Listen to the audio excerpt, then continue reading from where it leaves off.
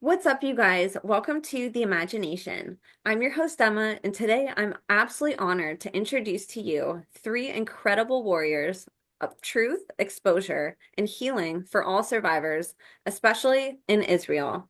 Introducing CEO of Bereshit Magazine and independent journalist and researcher, Sharon, ritual abuse survivor and advocate, social worker and lecturer Yael Ariel, and ritual abuse survivor, whistleblower and advocate, writer and creator, Nitza.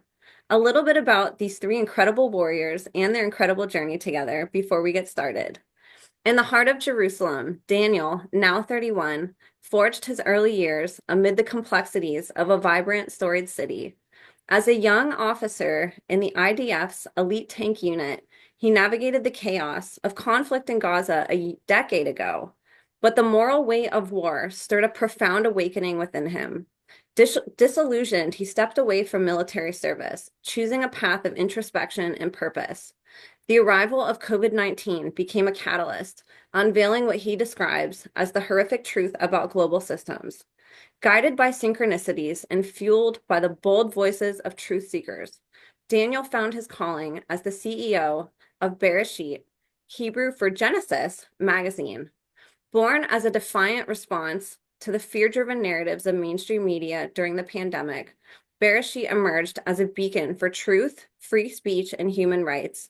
In 2023, Daniel broke new ground by publishing Israel's first article on satanic ritual abuse, a courageous step that sparked both controversy as well as connection. It was during this fearless pursuit that Daniel crossed paths with Yael, a fierce social worker and survivor of ritual abuse herself. Yael's journey is one of resilience and transformation. Having endured unimaginable trauma, she channeled her pain into purpose, co-producing two groundbreaking conferences for those healing from complex trauma. A sought-after lecturer on dissociation and complex PTSD, Yael's voice resonates with clarity and compassion. Since 2022, she has fearlessly shared her story on Facebook, becoming one of the few ritual abuse survivors in Israel to speak out publicly. Her courage has inspired dozens of others to reach out, forming a growing network of survivors united in their mission to raise awareness and foster healing. Together, Daniel and Yael have become an unstoppable force. Their collaboration birthed a Hebrew language website dedicated to exposing and understanding ritual abuse, a project that, alongside Daniel's Bereshit article and a pivotal piece in Israel Hayom, ignited a national conversation. Their friendship, rooted in shared conviction, has amplified their impact, blending Daniel's strategic vision with Yael's empathetic advocacy. Through Bereshit and their activism, they are rewriting the narrative, replacing fear with truth, silence with solidarity, and trauma with hope. Daniel and Yael stand as modern warriors, not with weapons, but with words, courage, and an unwavering commitment to a freer, more compassionate world. Today, we're also deeply honored to be joined by one of their partners, Nitza, a courageous ritual abuse survivor whose journey of resilience and advocacy is an inspiration to all of us. And she also works closely with Daniel and Yael as well. As a child, Amanda endured profound trauma through ritual abuse within the secular sector, including devastating harm inflicted by her father. It wasn't until later in life that the fragmented memories of her abuse began to surface, revealing the full scope of her pain. With unwavering determination, Amanda embarked on a profound healing journey, working closely with therapists to navigate the complexities of dissociative identity disorder and the weight of her traumatic past. Now she stands as a powerful voice for change, using her strength to raise awareness about ritual abuse and contributing to a groundbreaking film that shines a light on this hidden crisis. In her homeland of Israel, Amanda is a radiant beacon of hope, working alongside Daniel and Yael to drive social awareness and fight for justice for all survivors.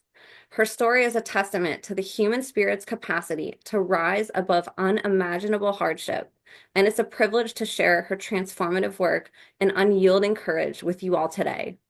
Not too long ago, I hosted an Israeli survivor and a translator on this podcast, and we did a deep dive into a firsthand account of ritual abuse translated into English. On that podcast episode, which I'm going to link in the show notes for you guys, the parallels between Israel and the stories we hear from other countries, like here in America, in the UK, for example, were uncanny. In today's conversation, we will be talking about the ritual abuse landscape in Israel, painting a picture of its vast prevalence, how and why survivors are being silenced, the risks survivors stand for speaking out, examples of survivors and whistleblowers who have and are coming forward, and what is being done to bring awareness and to combat ritual abuse. So grab a pen and paper, you guys, and get ready to take some notes because this is going to be an incredibly powerful episode you do not want to miss. Before wrapping up the introduction of today's guests, I'd like to give just a couple quick reminders and updates. If you're interested in being a guest on the show, sharing any information privately with me, or if you want to submit a written testimony for my upcoming book series or to be featured on a Substack article, you can reach out to me via email at imagineabetterworld2020@gmail.com or standbysurvivors@protonmail.com. Additionally, I've teamed up with a couple of my favorite brands to give you guys exclusive discount codes on products I love, such as Rife Technology frequency machines and CZTL's premium methylene blue. You can find all the information on with these links and codes, along with other resources in the show notes. Your support across all platforms is greatly appreciated, especially as I've had to shift to alternative streaming platforms such as Rumble and X, following the termination of my former YouTube channel. I just recently started a new YouTube channel, and you can subscribe to me there at the handle at Imagination Podcast Official that I will be rebuilding as well. This transition to using multiple platforms is crucial to continue sharing vital information with the public and disclosure community. Thank you all on the other side of the screen wholeheartedly for helping to make the imagination the safest space on the internet for survivor, whistleblower, advocate, and educator disclosures. Your support means the absolute world to me and to all of us. So you guys, without further ado, please help me in welcoming today's guests of honor, voices for the voiceless, anti-child abuse activists, survivor and victim advocates, and pioneers who are lighting the way to expose the reality and darkness of ritual abuse in Israel. The one, the only, Daniel, Sharon, Yael Ariel, and Amanda Nitza. Thank you all so much for being here with us today. What an honor it is to have you guys on the show. Thank you, Emma. It's really an honor. It's wonderful to have you. And just to give a little bit of background, so Daniel and I have actually been talking for a while now, ever since I was connected to another survivor in Israel, and a translator. I met Daniel shortly around that time, whenever that episode came out, if you guys have been following the podcast, and we've been conversing back and forth ever since. His work is absolutely remarkable, and I wanted him on the show for a while, so I'm really excited to finally get to have him on. Daniel, I feel like I know you already just because we have communicated back and forth so much. And it's because Yeah. of you that this panel today and that these beautiful guests that you have introduced me to, that we're all able to come here today and have this conversation. So I just wanted to start by thanking you for putting this together and for all the work that you're doing in Israel to bring awareness to this. You're a hero, and it's amazing that you stepped into this.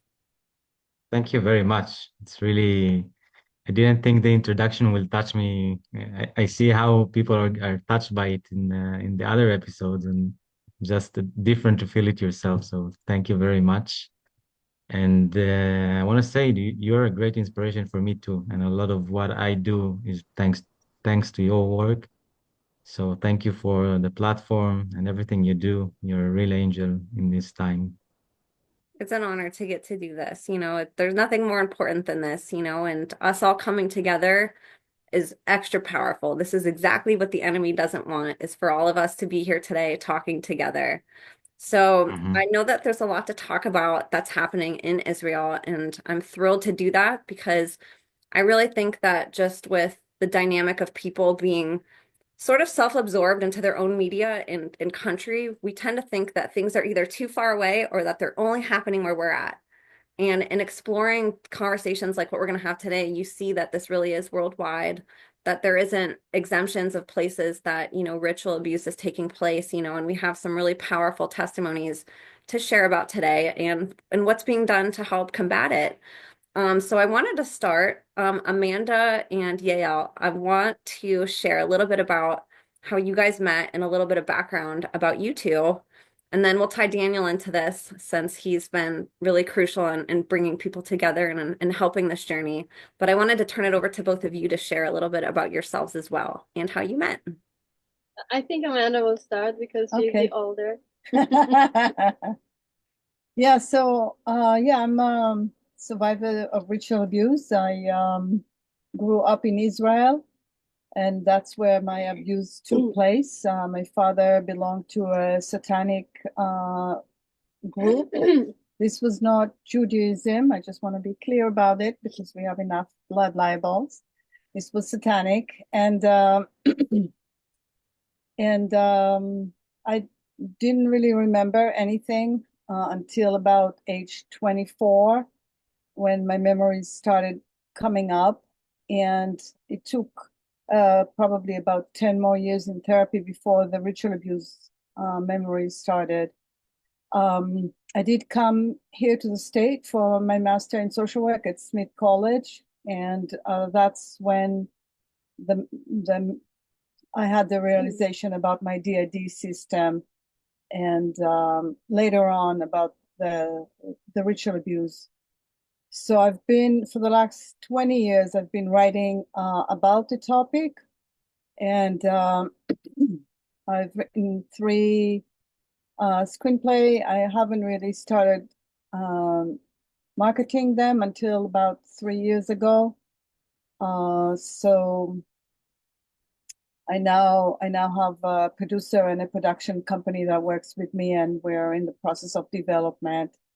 So I'm very grateful, but I think I needed the time to be ready and for the world to be ready. Because actually, I think kind of spirit of the universe timed everything that 2 weeks after the Sound of Freedom, I signed with the company. So I think this kind of had to happen first, and then there was room for my work. So yeah, I've been talking with Yael for the last year or so. It was really nice for me to be able to talk with people from Israel, and to be able to make a difference there where it all started and when it happened. And obviously, I care more about that. I shouldn't, but I do. I care more about Israel. So yeah, I think that's about it for the introduction. Yael has been, she actually supported me too in my healing, and also around my apartment.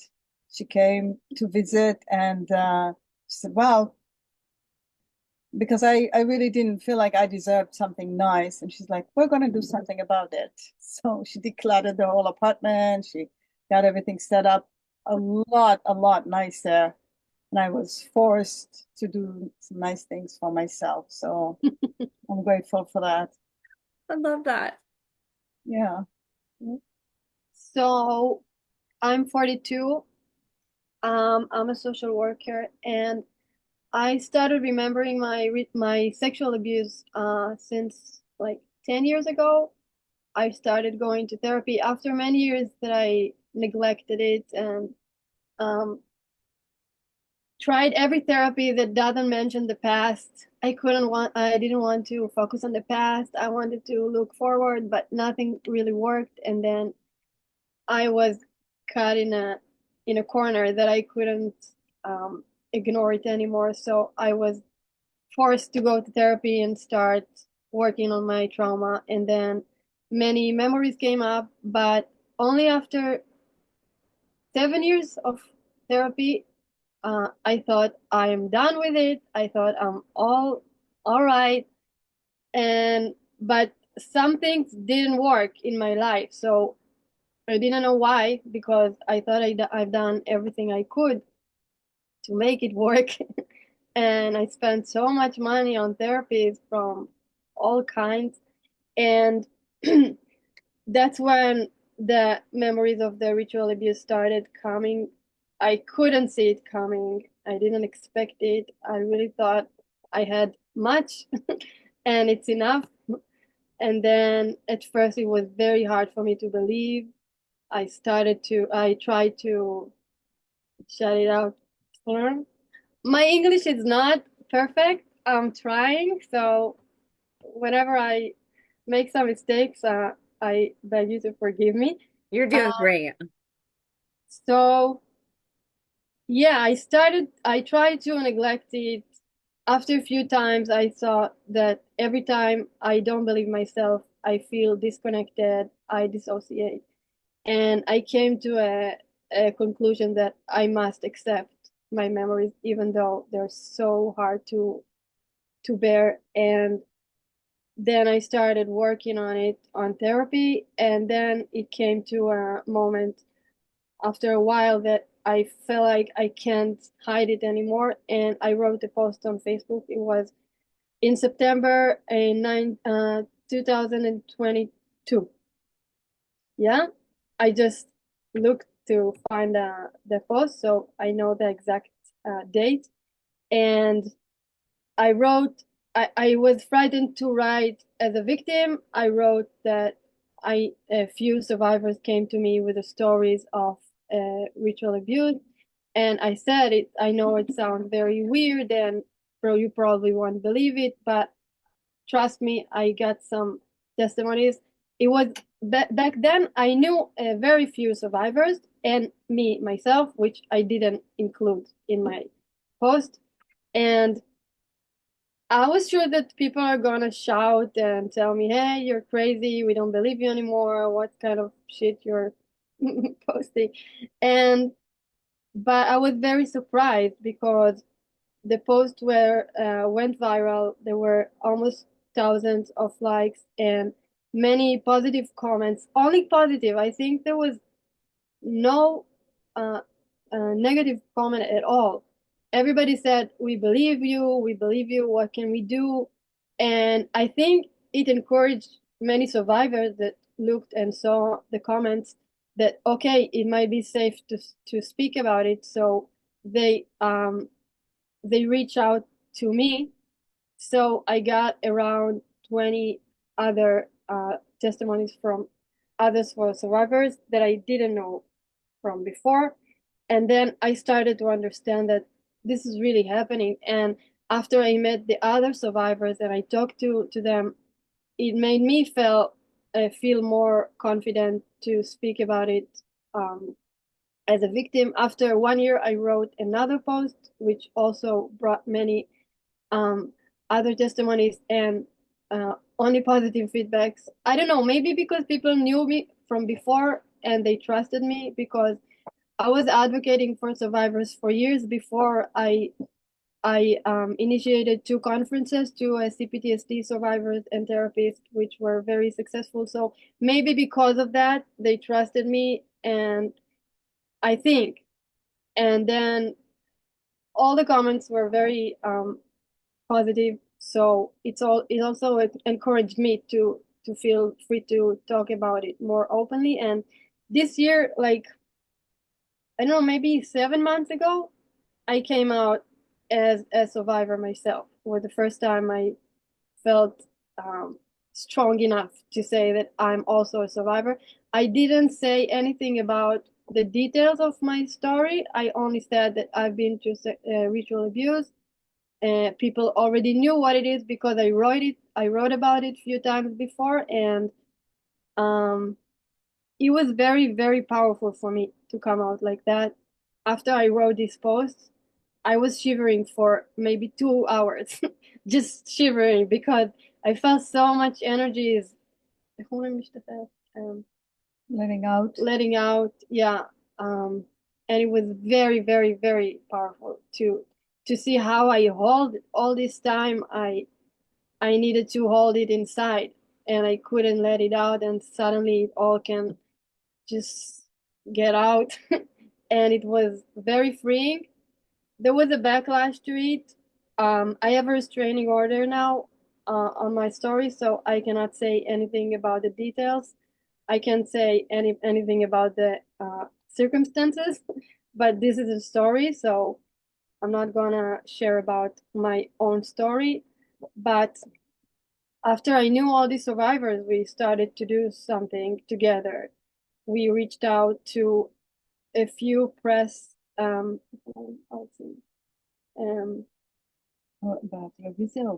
Porters?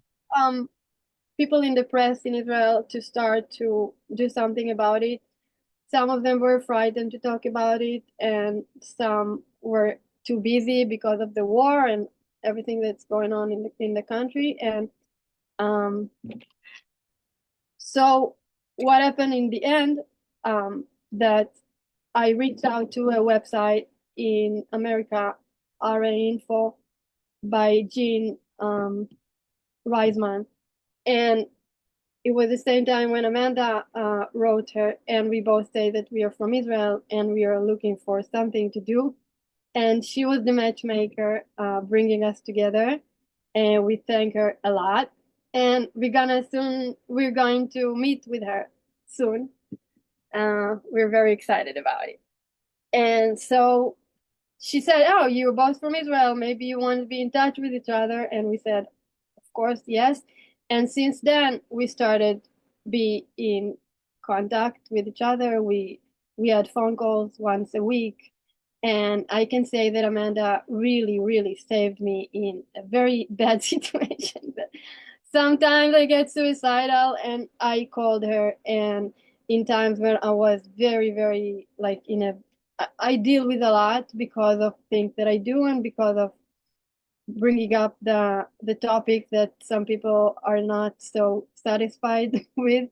So whenever I felt that I can't handle it, I called her, and she is older and wiser, and she's been in this process for many years. So I felt like she's the only one that can understand me when some people would never, even my therapist would never understand what I'm dealing with. And so we became very close, and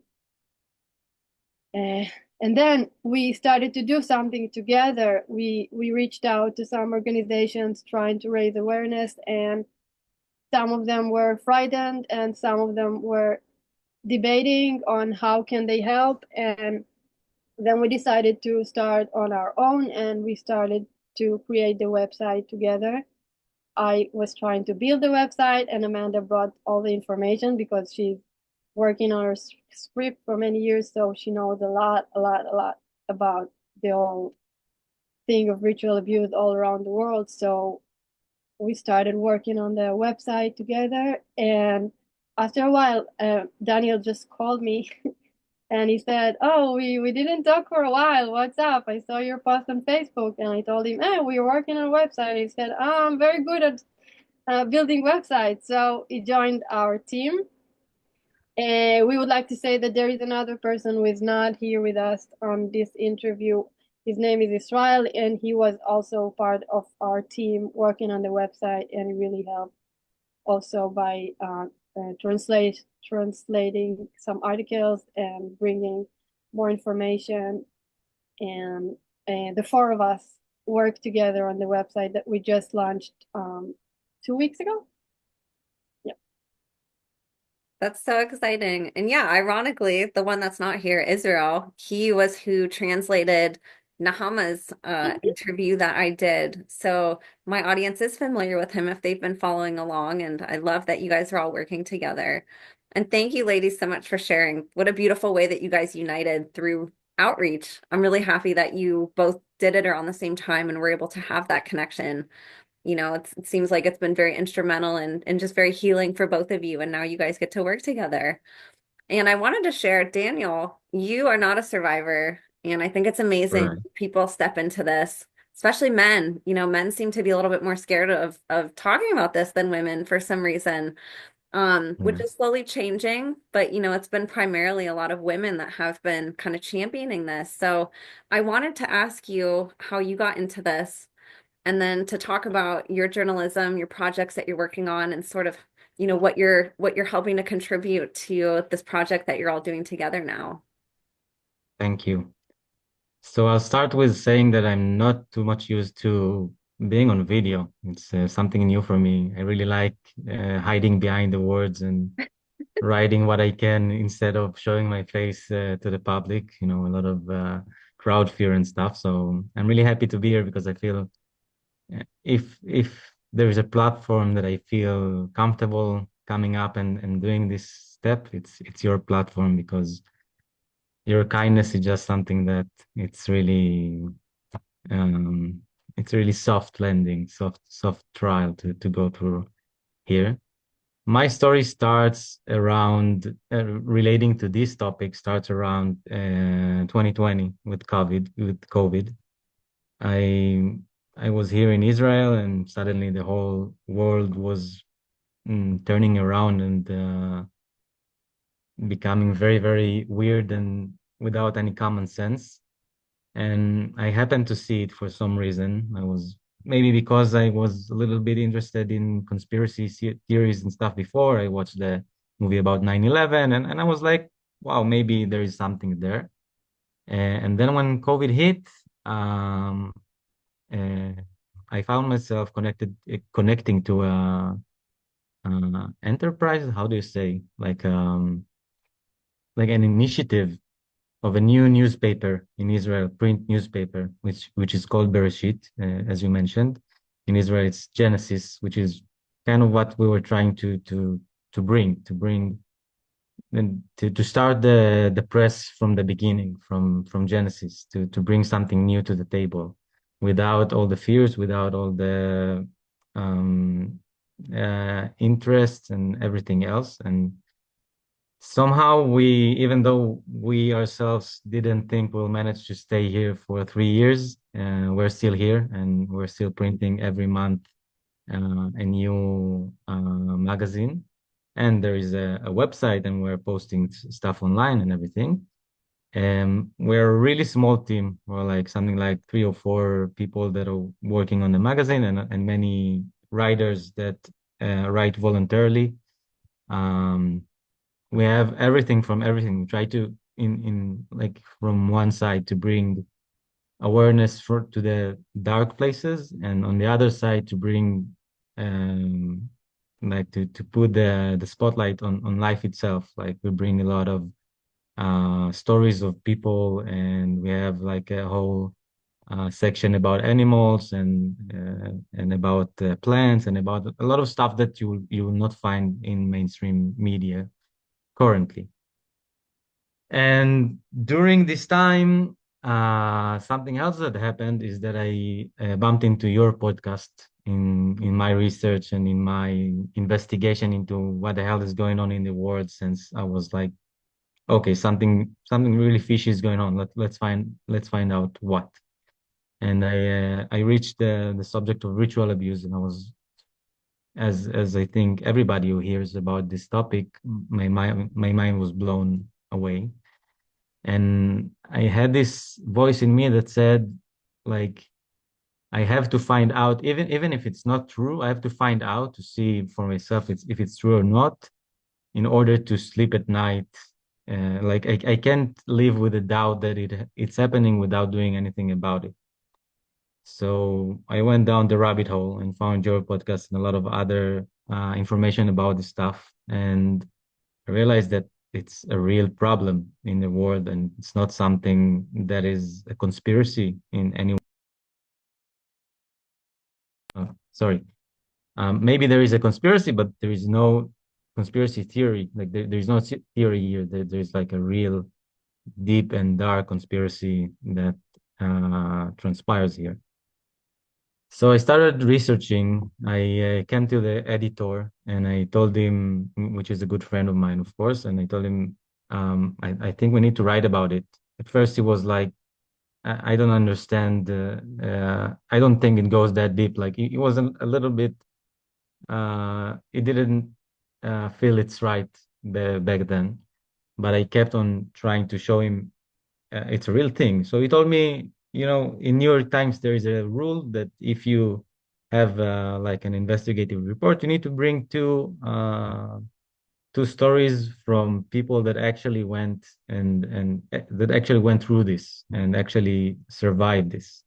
I said, okay, I'll find them, no problem. And I think back then I saw the post of Yael, and I realized she also have a group of survivors. She's how do you say that? That is around her. And I reached out to her, and we found one survivor who agreed to bring her testimony to the investigative report.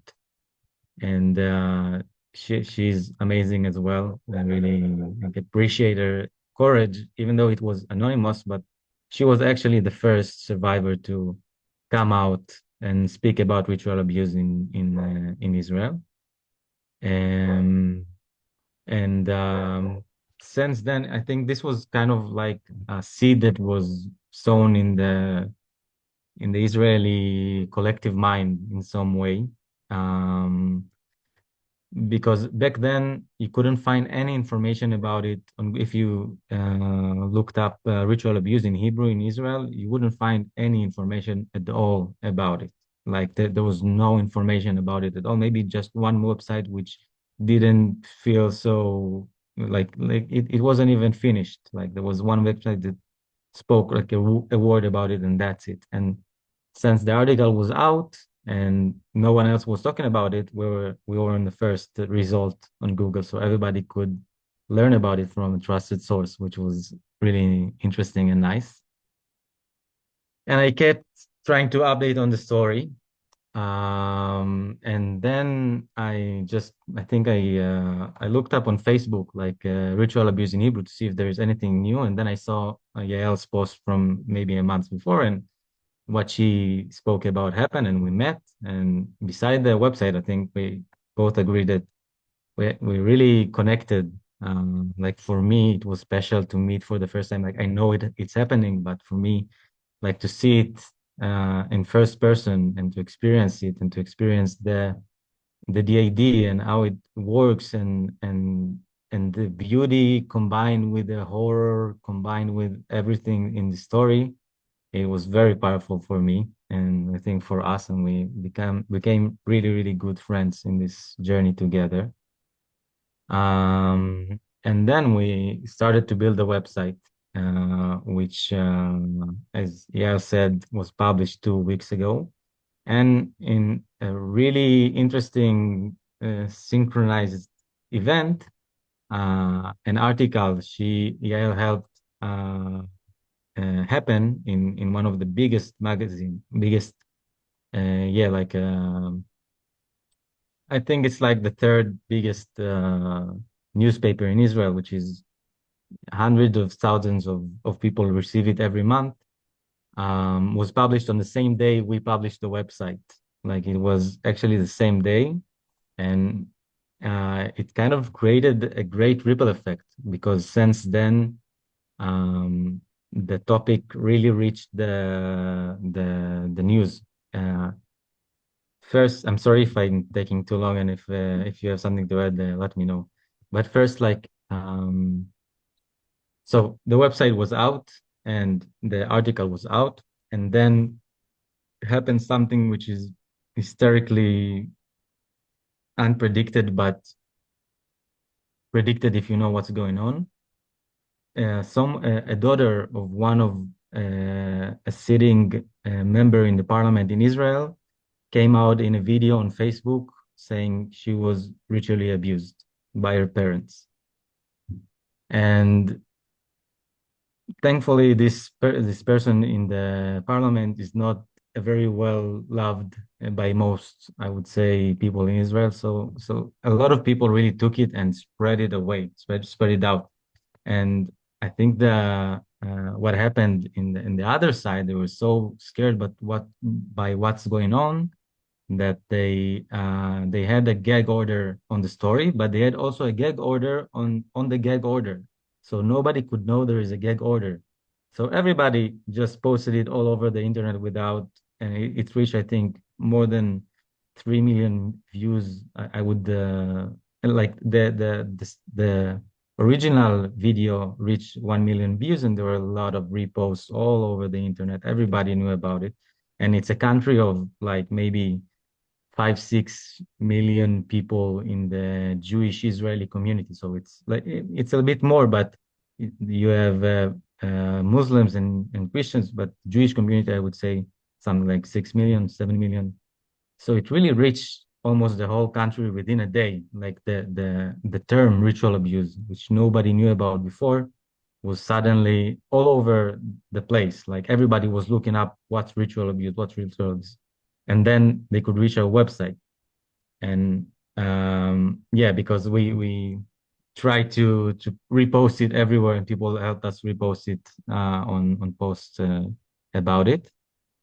And since then, I think maybe 4 or 5 more survivors came out. Almost every day a new survivor comes out, and it's kind of exploding. Like the media doesn't know how to deal with it. A lot of like ex ministers really start talking about it. Media people start talking about it, and it's like something that like we're looking and we can't believe that something that big is happening, especially here in Israel, because we really feel that it's a center for a lot of stuff. Like I don't think people outside understand what pressure Israeli citizens are under. Like we are a nation under constant trauma. Like since the birth of Israel, there wasn't a second where people could think clearly about what's going on, because there was always a war or something else, or um, you're always kept on in constant stress. So it's really really hard for stuff to get out here. So it's real miracle.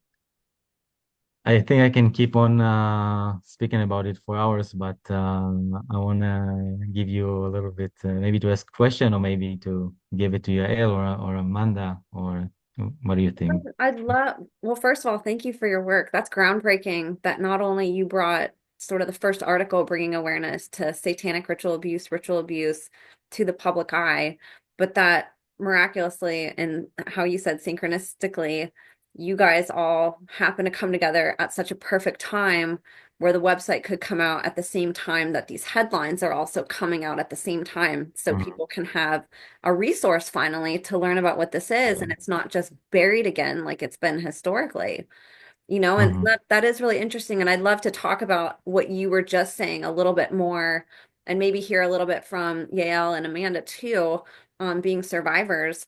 I think that that is something that people here in America sort of take for granted sometimes, is that even though everything is really covered up here as well, there's still so much more freedom to talk about it, and the traumas here aren't as severe.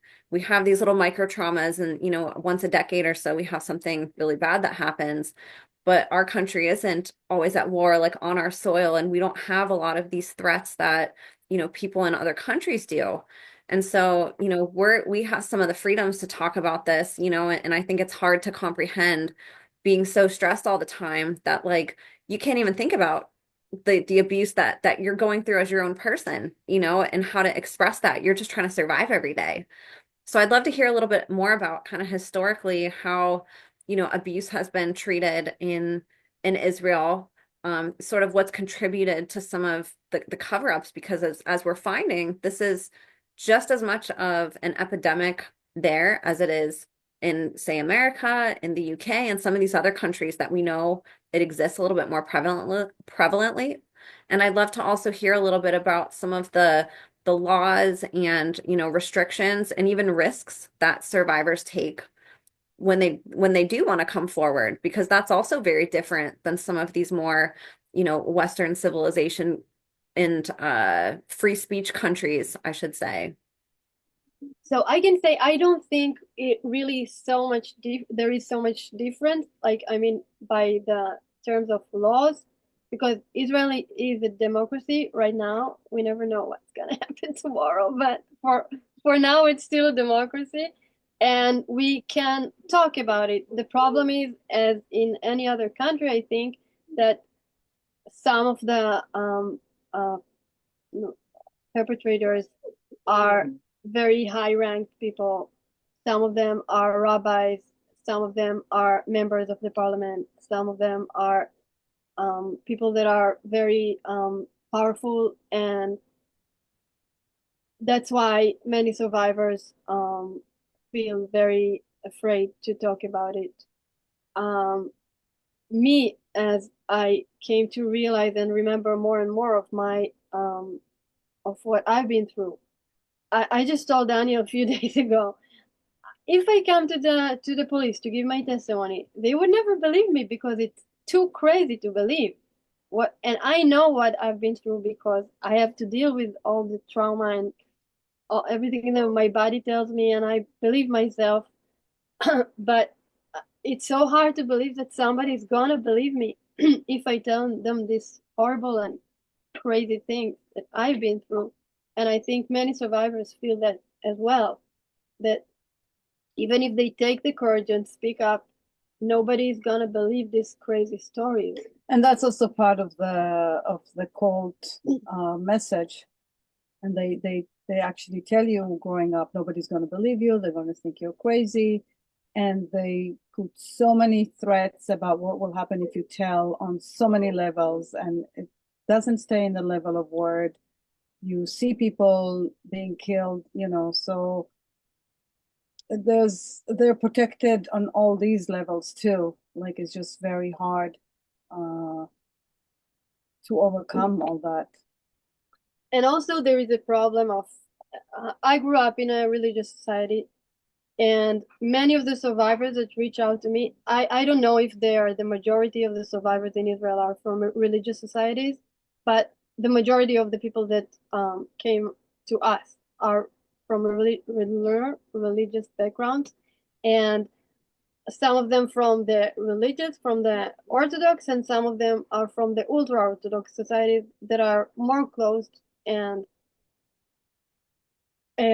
think that people are saying, I see it in comments on the social media after some of the survivors from the religious societies came up, and one of them was this daughter of the minister. She's also from a religious family. So because the religious society is the minority in the country, people say, hey, you're just trying to blackmail our society. You're just trying to say bad things about us. And the media is posting it just because we are the minority and they want to make us look bad. And that's how they try to ridicule the testimonies. Like, I've been told that some organizations are paying me to post this shit on the society because they want people to think that religious people are rapers and they're not moral people. And yeah, I could do something with this money, but I never got it, unfortunately. Um, but that's what people from religious family that coming out, that's the reaction that they get. I came from a non-religious sacred, and I know other people not from the religious sector. Military is high military people are also involved secretly.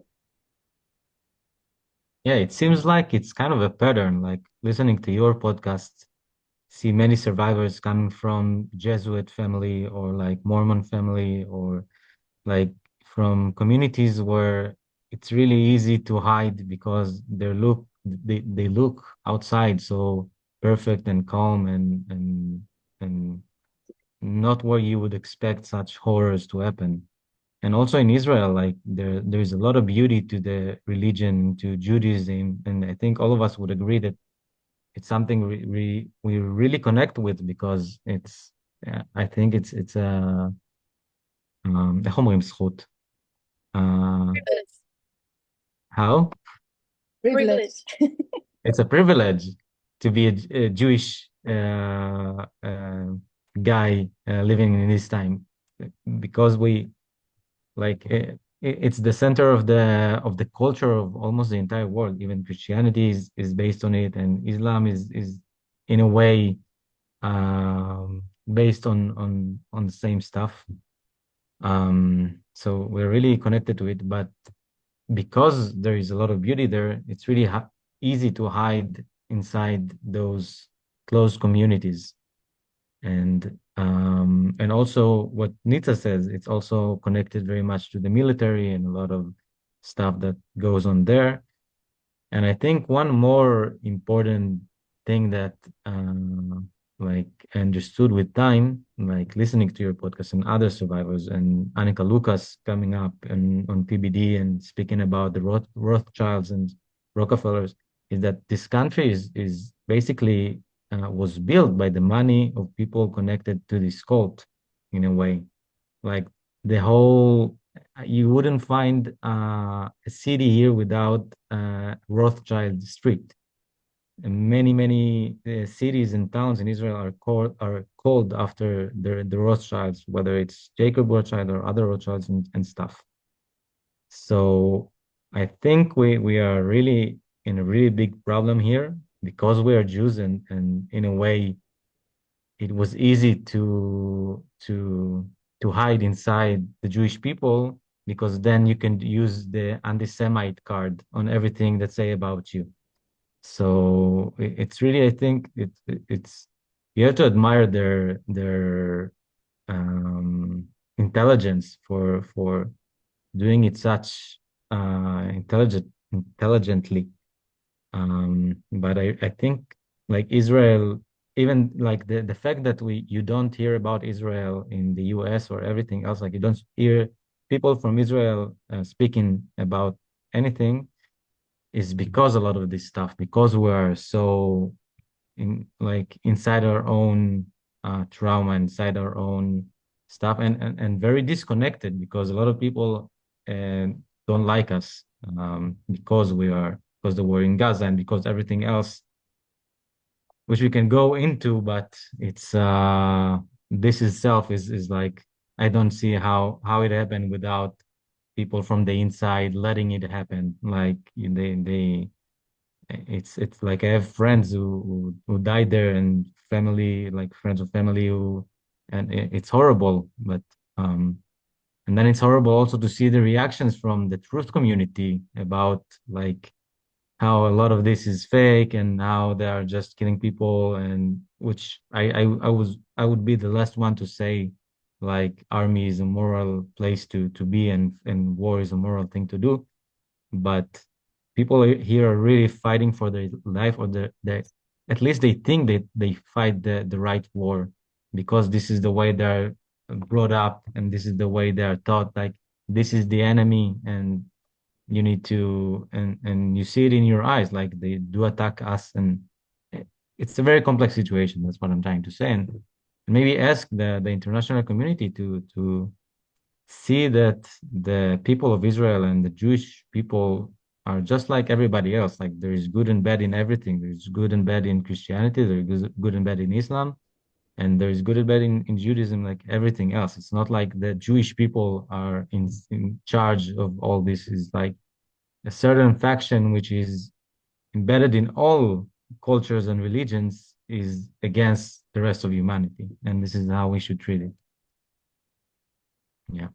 100%. I want to add something on top of it that I'm dealing with because I came from a religious society and religious family, and um, in Israel, many of the survivors they describe that the perpetrators use religious terms or religious symbolism or from the Kabbalah or from the the spiritual part of the Judaism, and it's very confusing to define what is. I mean, I'm sure that it's not the real Judaism. I'm sure that it was like a violating of the religion, using this symbolism and this rituals for abusing children, which obviously is a very bad way to use the religion. That I deeply believe that the origin of the religions, all the religions, they just want to connect to God and to love, and people who violate the religion um, to abuse, they just do it for their own favor. They're not religious at all. And that's not just for Judaism, it's also Christianity. We Yeah. see that. And the Christianity is just a facade, or the Judaism is just a facade, or it's just a role that the the front personality takes. But then people who want to ridicule the religion, they tell, hey, this is what the religious people are. Look at what they're doing. They're abusing children. And the people who are religious are saying, hey, this is how people who don't like us, religious people, want to make us look that like we are abusing children. So everyone use it to help himself, and then it's creating a confusion. And what we're trying to say, that nothing of this is really connected to the real religion. And even though there were very high ranked rabbis in these things, that I do remember some of them, but I still try to disconnect what I know about these rabbis and about this, what they did to me and to other children. And it has nothing to do with God, with real God, and with the real religion. And for me, as a girl who was raised as a religious girl, and as a young kid, I was very deeply believing. And after I started remembering, it was a huge,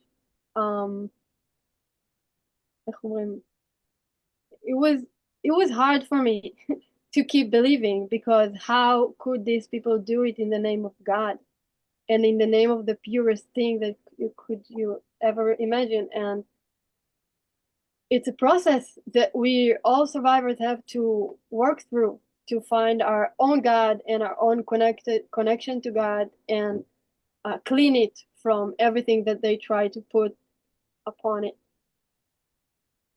Absolutely. And we see that here a lot in America too. And it is a big problem with the ways that people are so conditioned to place a label on something instead of looking at something objectively like a crime. For example, there's a lot of survivors in America who allege politicians and, people running our country and in different factions of the state as being abusers. And so depending on if they're a Republican or a Democrat, if somebody's saying, oh, this person is an abuser, then all of a sudden it becomes political. Oh, you're just a Trumper, or you're just a leftist, and they That's what they're trying to do now in Israel, because yeah, it's a daughter of a person from this party, and the people who object this party, they say, oh, because this is a cruel person, and the others say, you're just trying to make us look bad. But yeah, it has Yes, no it's the connection exact. to any Yeah. party and to any religion. And people are just bad, and they're trying to find excuses for being bad and to find ideology to meet their needs, but it has nothing to do with the real God, real religion, or real politics. It's everywhere, and people from every country, every religion, and every side in the politics are involved.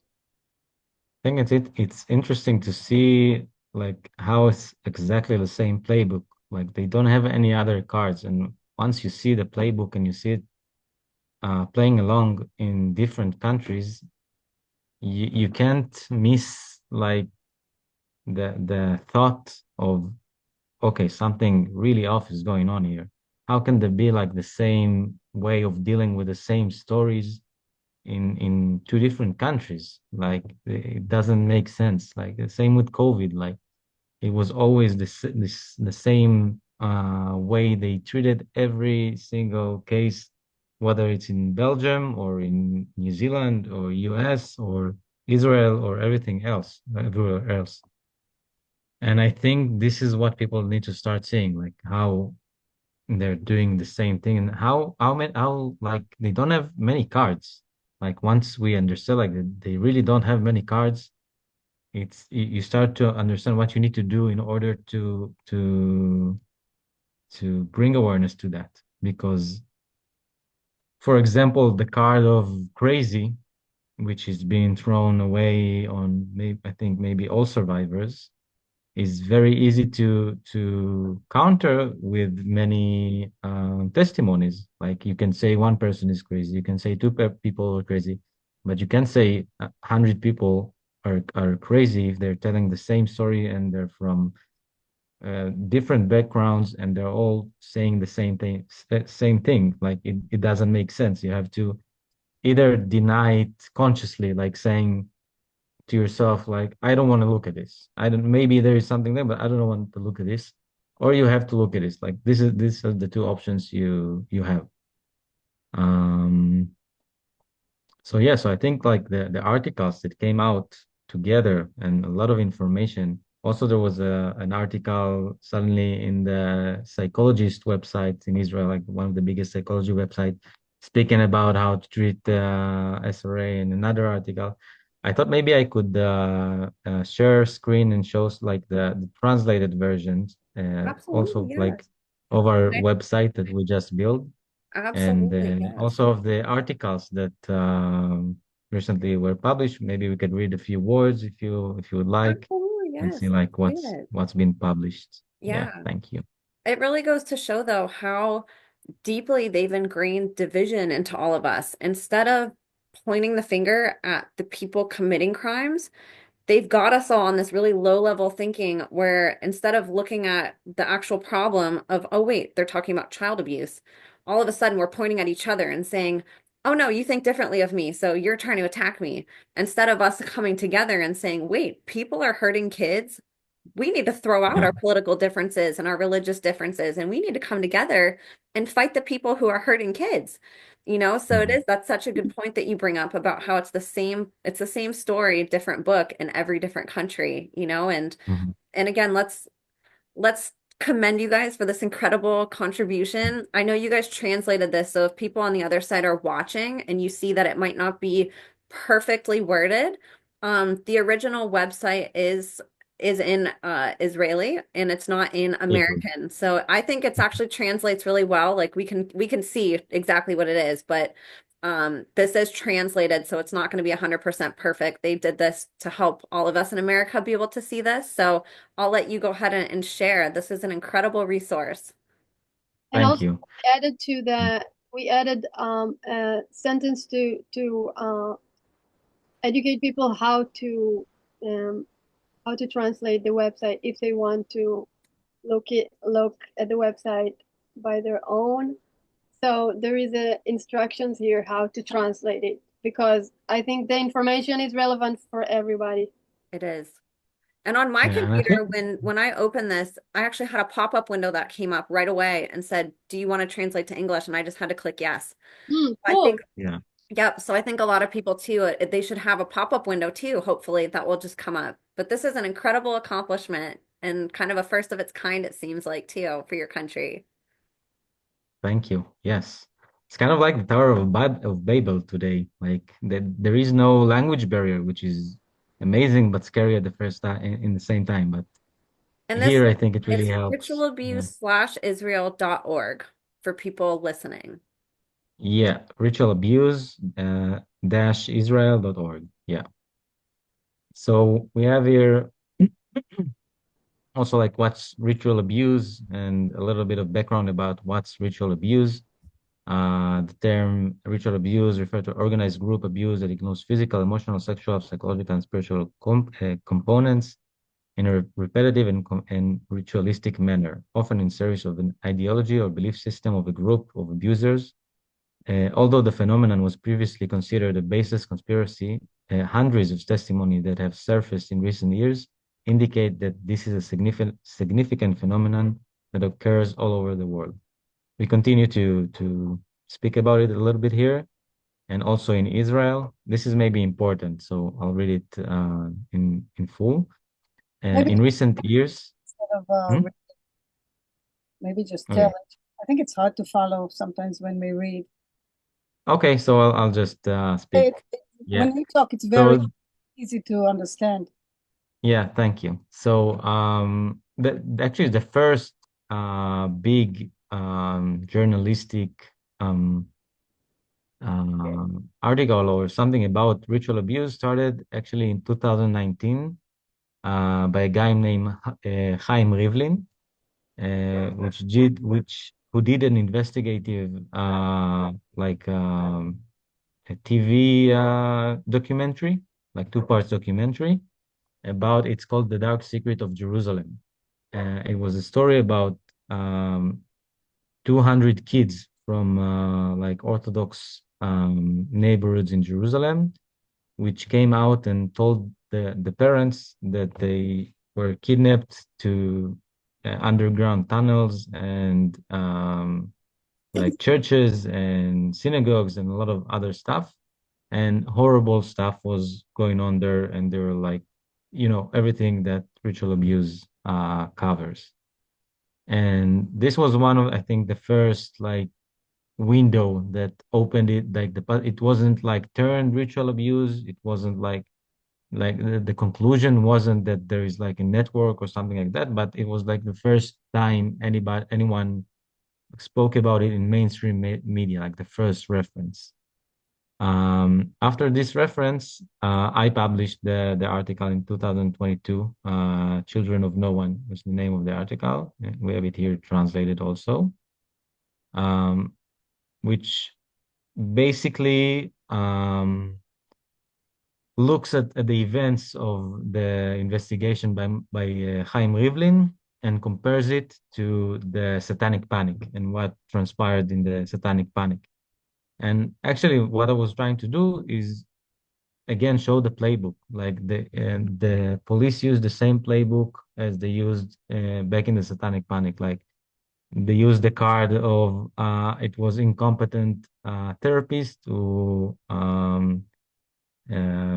created false memories in the kids' mind, and that maybe there is some sporadic cases here and there, but there's no organized abuse. Like we couldn't find anything about organized abuse, which are the exact same two excuses or explanations used in the um, Wikipedia article. No, how do you say Wikipedia something? Okay, so it basically looks at this. Also, someone interesting, maybe for you, Emma, to speak with is Dr. Joanna Silberg, which is a woman that met few of the kids in Jerusalem, and also is like I think like she's an activist all over the world about this kind of abuse and stuff. And I also talked to her. Also, uh, I'll just continue because it reminds me what's going on here. It reached back in day before COVID. It reached the Knesset, like I think the Committee for Child Safety spoke about it and tried to make the police The Knesset is the provide new parliament information. in Israel. There was a Yeah. committee in Israel in the government that were speaking about this topic after this article was on the news. Mhm. But Yeah. they So nothing. yeah, And then they forgot about it, and the COVID came, and nothing happened. that was the excuse.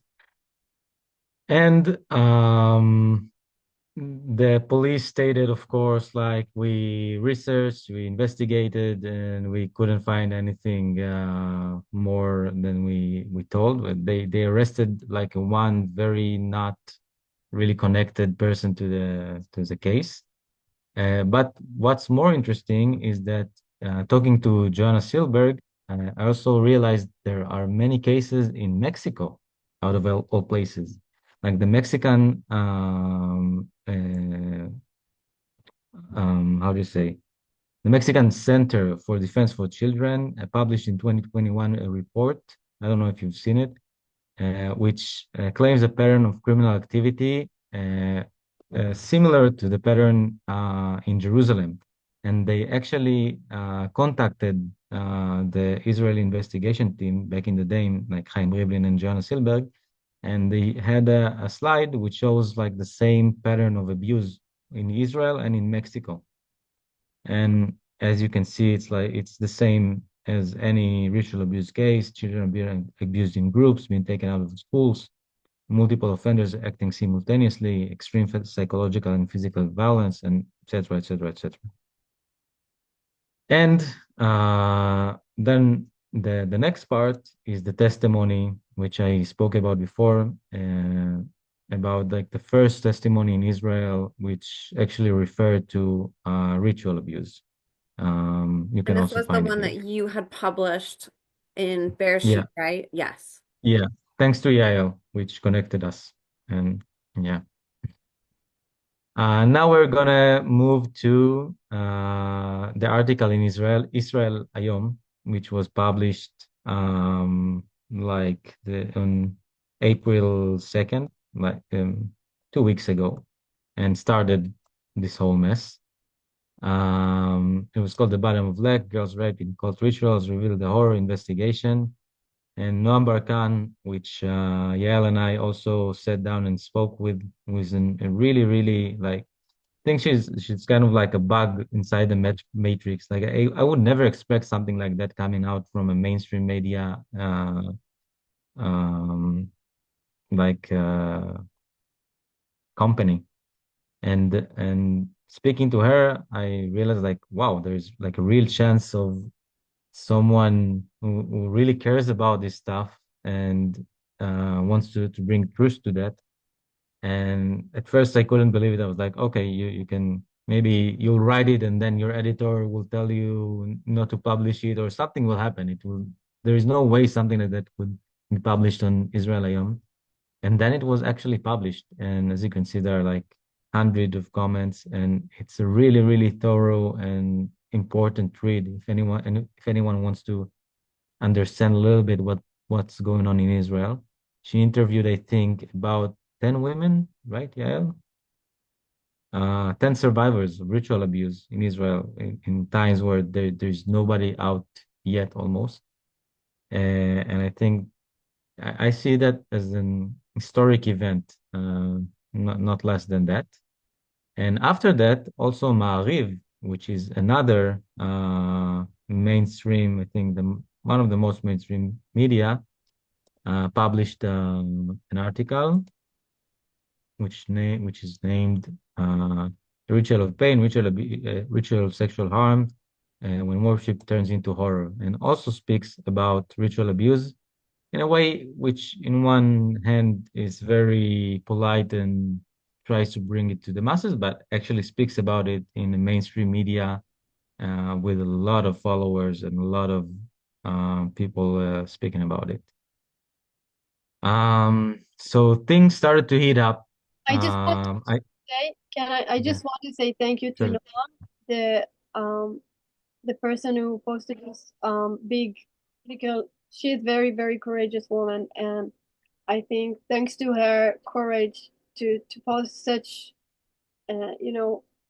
hard stuff on the media, and she needed a lot of courage to reach out to all the survivors that she reached out to and to bring this up. So I really want to thank her very deeply for what she did and for what she's doing. Yeah, me too. Daniel, She have you deserves it. faced any lashback or um, discrimination, targeting? What have you gone through being somebody who's sort of pioneering this? What's the response been for you? Um, Actually, I think I was pretty much ignored. Like, I don't think they realized there's like a big problem because Bereshit followers and readers are not too many. It's like it's not like we don't really have like a marketing budget or anything like that. We're really trying like to do what we can with what we have, which is not much. So it didn't really reach many people. And I was actually pretty much surprised, like you were when I said that I was pretty much ignored, because I thought I expected some kind of backlash. But actually, to this moment, nobody has tried to threaten me or nobody's tried to tell me anything about it. Yeah, I don't know how it happened, but currently actually I want to ask you if you received any backlash in your advocacy work during the years. Yeah, at the beginning I felt like people weren't listening either, but really because I'm giving survivors a space to share and they're showing their face a lot of times, they're saying names. I get, a lot of my maybe secondary abuse comes from family members, from people in the cult. I've been attacked by the Satanic Temple and the co-founder of that, and, different satanic factions. There's people online, of course, that say that this isn't real. Yeah. There'll be sort of like gangs of people who will go on my videos and just make comments under different accounts of like, this person's schizophrenic, they're crazy, I'm one of their family members, they were in a psych ward, or they're having a psychotic breakdown, don't listen to them, and in the beginning it was kind of scary for me because I didn't realize the undertaking I would be taking talking about this. To me, it was just a no-brainer. You hear about children being hurt, and it's like, oh my gosh, we need to talk about this. But you don't realize what you're going up against, and how people do not want this information getting out because who is involved with it. And I didn't realize at the time when I started my journey, like how far up this went. I knew it was happening Mm. locally. I knew that there were pedophile rings. I knew that the government was involved somehow, but I didn't really understand it all until I started interviewing survivors and heard how all of this collides and like where it intersects, satanic cults, government, and children, and these different ancient mystery religions, and just how all of this sort of has intersected at this day and time, and combined with very powerful people who have worked their way up. So, I think attacks are a sign that you're on the right track. So instead of like feeling scared, I started to embrace it and think, if I'm just like this nobody, like they wouldn't be coming after me. And not that I'm somebody, but it's like we're obviously scaring them more than we should be scared. Like they're commenting on my little tiny YouTube channel and like spending a lot of time trying to make me feel scared. Like they must be scared if they're doing that. And so I just started blocking people. I started just deleting any type of negative comments. And I've actually invited family members on my podcast. I'm like, oh, they're lying. Do you want to come do a podcast with me? Why don't you come on and Wow. share? And they run for the hills. Like they do not want to come on and face that. I've also been threatened with lawsuits if I don't take certain episodes down, but I have just ignored it and nothing ever happens. So not to Wow. say that like it won't maybe happen one day, but I don't think these people want to go to court. I think they just want to threaten me and scare me and get my content taken down if somebody's talking about somebody in their family. So I Wow. think ultimately the more of us that come together, like they're more scared than we are, and not that that doesn't mean that there's not danger involved with this. I'm very aware that something bad could happen to me, that they could do something to somebody that I know, or something in my life could happen, but I think if we don't stand for this, like who will? Like this has been happening for decades and generations, and it has just slid by. There has not been a group of people that has come together ever in history to stop this. And to me, that's just so unacceptable. I can't do that. So if something bad happens to me because I do this, well, okay, this is a cause I'm willing to die for. So if you want to come after me, if you want to take me to court, do it, because I'm not going anywhere. And this is, the more that we speak out, the more other people do. And the less of them there are when there's more of us coming together. So I ultimately just look at it and I've started embracing it instead of being scared and being like, why are all these people saying this? Like, this person's not crazy. I know they're not, but it's scary when you're threatened and when you have people attacking you, but then you Yeah. then you have to turn around and realize that like that's the power exchange. When a survivor finally comes up and speaks out, they're no longer under control. They broke the programming. They broke Yeah. everything that they weren't supposed to. And it is like the most powerful, cool moment ever, to see that, to see the survivor be like, I'm taking my power back. I'm taking my control back. And I had one of my podcast guests that I had, Carrie Olahe, she said like a comment that like I'll never forget when she said it. It like just sent chills down my spine. She's like, I'm at the point where if I were to see one of my abusers on the streets, I would stand tall knowing that they created a really powerful weapon and now it's pointed against them. And I was like, that's exactly it. Before they were the weapon pointed against you and you were scared. And now that power exchange happened, you're speaking out and now you're the gun pointed at them, and they're trying to run away from it. So I think it's just like it's such an empowering movement to be a part of, and I feel so deeply for the people that do get real threats. I've had guests on my show who have had real threats to their life, and there's been people that ultimately have had their life taken for speaking out about this. But it's really Yeah. powerful that we're coming together. We're not like lone wolves anymore, like there was in the past, the people who would come out and speak and nobody would come up and validate them or speak with them, and look at us, like there's four of us here, and we don't even all live in the same place, the same country, the same state. And we're all coming together and having a conversation about this. And it's just really neat. So it's like, I feel like if they're attacking us, then that means that they're scared. That means that we're doing something right, that we're threatening them. And that's exactly what we should be doing. There's people should have been doing it decades ago, but it's amazing that we're finally like the generation that's like, all right, it stops here. Like, we're not going to let this slide anymore. We are going to expose this. And I really feel like it's going to happen. I feel like the snowball that's just been slowly rolling is finally picking up speed and more people are coming in and helping push it. So, I haven't had, luckily, like any real things like in my regular life. Like, I don't have people that follow me. I don't get gang stalked. I haven't had, break-ins and a lot of these other horrible things that people have, knock on wood. It's mostly been online, but you see now that people don't have to come to your house anymore. They can go online and attack you and try to sabotage you and scare you, or write you emails or make videos about you. So I kind of look at like online as like the new targeting, gang stalking, place where people are gonna pose those threats, and so, and I embrace that. Like I said, I block them, I invite them on my podcast. I kind of try to like have fun with it and set an example of like, no, like I'm not putting up with that, come on my podcast. If you want to say it, like come say it to my face, come tell the world. And they don't, so I think that that's, going to be I something too think that's sort of like, kindness is the best armor. Like there isn't a better armor than kindness. Like if you're coming in a kind manner to someone, like if he speaks truth, he'll come and join you. If he doesn't speak truth, it will it wouldn't come near you because there is no way to shake you from it. 100%. And I noticed like in the beginning, whenever I would podcast, there would be a lot more negative comments on my posts of like, I don't know if this person's telling the truth. I don't know if I believe this. This just sounds so wild. Now, when I get those comments, there's a lot of people who comment under them and say, Yeah. "What's wrong with Yeah. you? Why are you trying to discredit a survivor?" Like more people now are have the courage to like stand up for survivors too, that I'm Yeah. noticing. Instead of like seeing negativity or bullying, instead of like walking away from it, they're like, "No, like what's wrong with you? Why would you try to, prevent somebody from exposing child abuse? Why would you attack a survivor?"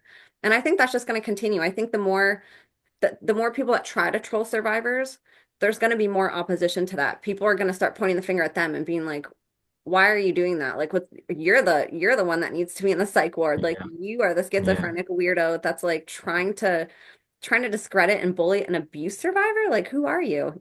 So Yeah. it's really neat. Like, we're all sort of like taking that power back from them. And it's not going to be a fast process, but just the fact that like even in your country that this is this is like getting mainstream coverage and they can't do anything about it.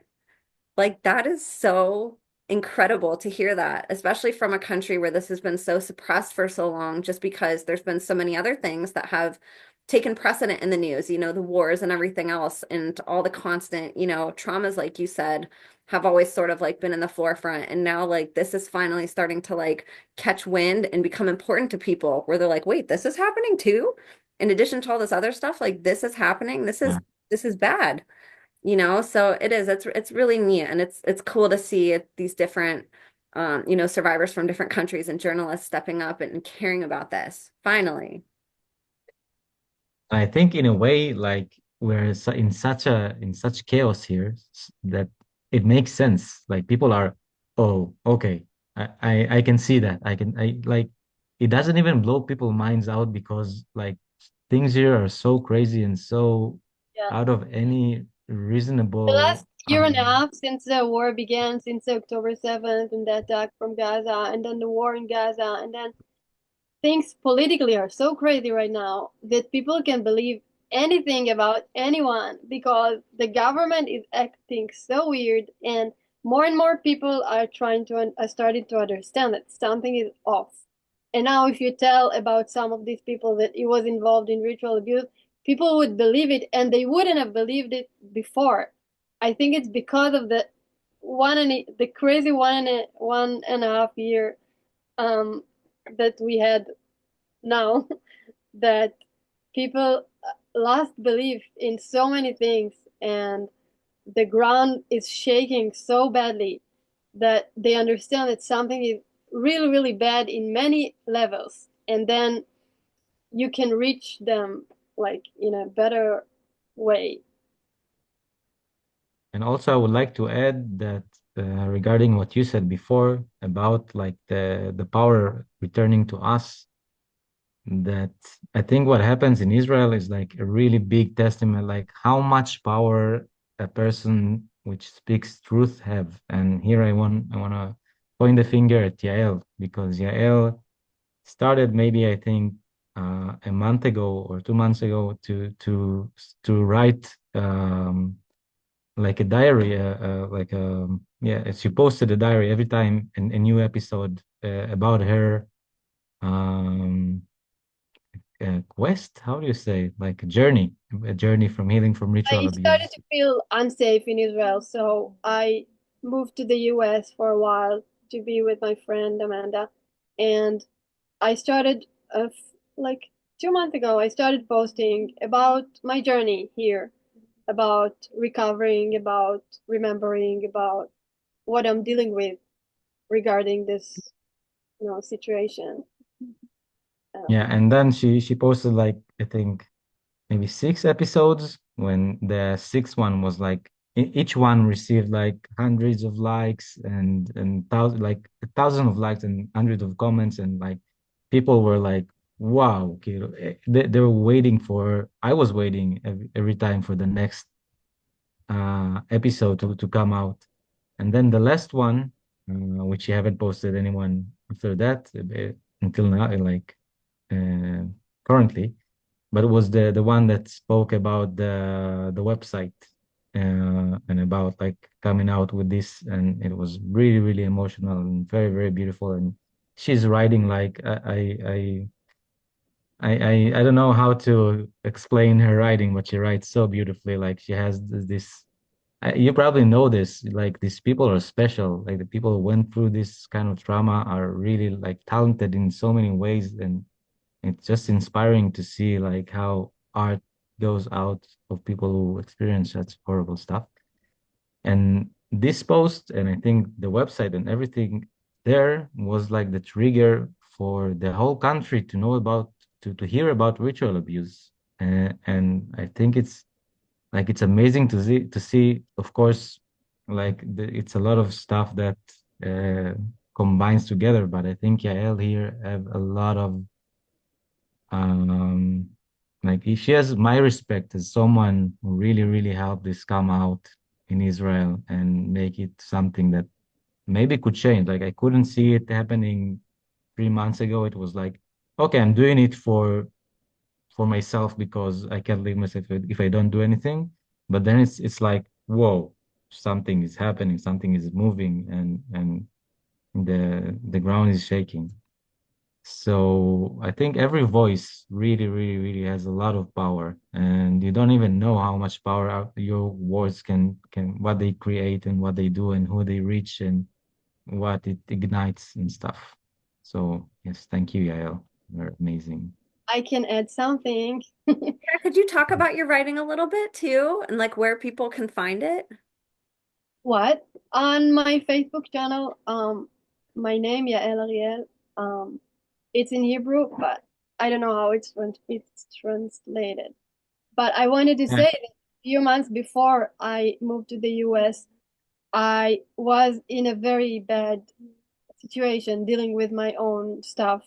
And then suddenly Danielle came, he reached out for because of the post that I wrote about me being a victim, and we started working together on the website. And during this time, we became very good friends, and I found myself telling him my story, which I never told anyone, my full testimony, because I had nobody uh, in my surroundings that could ever really listen to this hard stuff. And all of my friends, which are great and I really admire them, but it was very hard for anyone to listen to this because it's really, really hard. So I found myself in a situation for many years dealing almost alone with my with my trauma, because even one of my therapists was triggered by my testimony. So I had to feel that I need to guard my therapist also, because the shit is hard. It's very, very hard for anyone. And suddenly I found somebody that was not only could hear, he wanted to listen. He was really interested, and he could tell me about some of the things that I remember that he knows because he heard about it from other survivors, which I didn't hear so many. I almost never heard testimonies of other survivors because it was too much for me.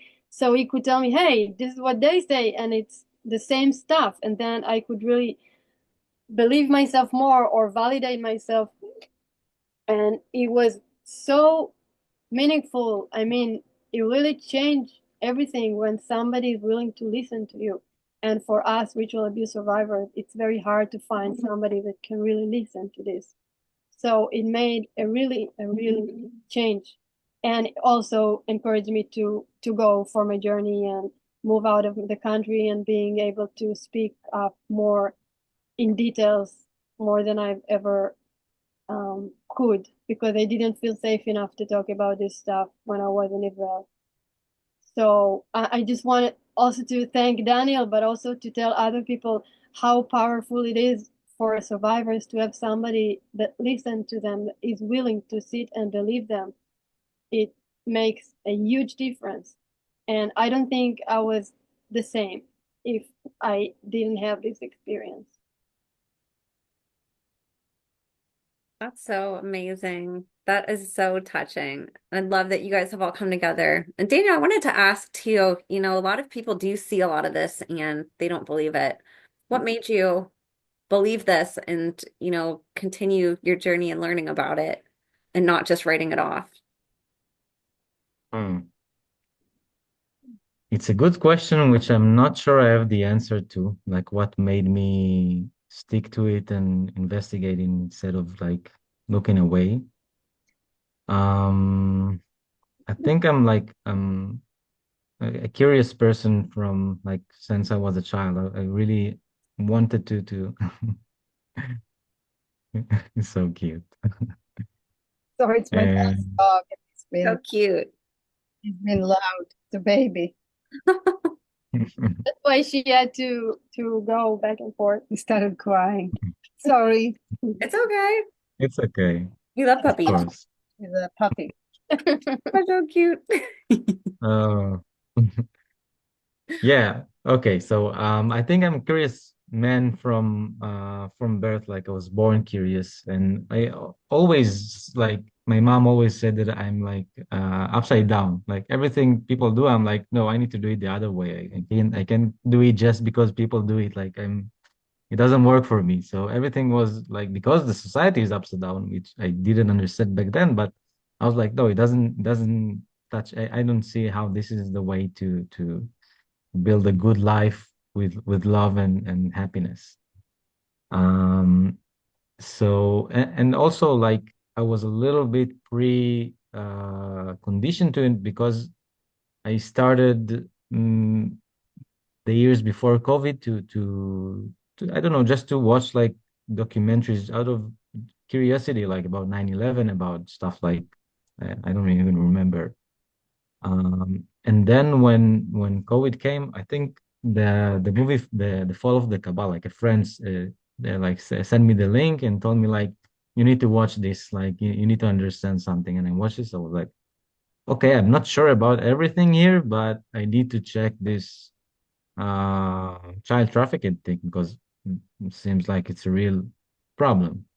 And I started just I don't know, researching, but not the original way. Just looking for example, in YouTube, looking for the last publishing, like the last thing published instead of like the main feed they give you, and then you see many ritual abuse testimony or a lot of other stuff coming up.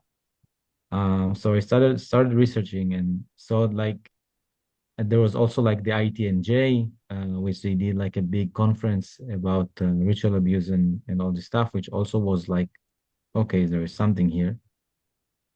And then like too many testimonies, which were like, in one way, I think they fed my curious demon inside. Like I really enjoy like out of curiosity listening to understand like what's going on in the world. Like the story is so insane and so like unbelievable that it's truly like the biggest, I think, if you look at it from outside, like you couldn't write a better movie than that. Like it's the greatest movie of all time, literally, because it's like it's the biggest plot tension like between good and evil, and like the evil is so big, and you learn so much along the way. So I think the curiosity in a way led me to do it. And also I think the fact that I talked with my mom about it recently.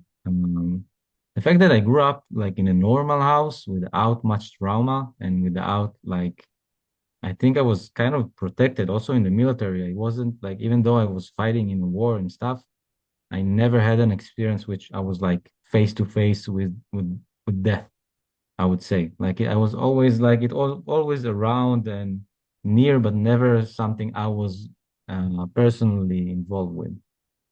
So I think the fact that I could understand it, like that wouldn't get triggered by it, combined with my curiosity, led me to dive in and see if there's something there. That's amazing.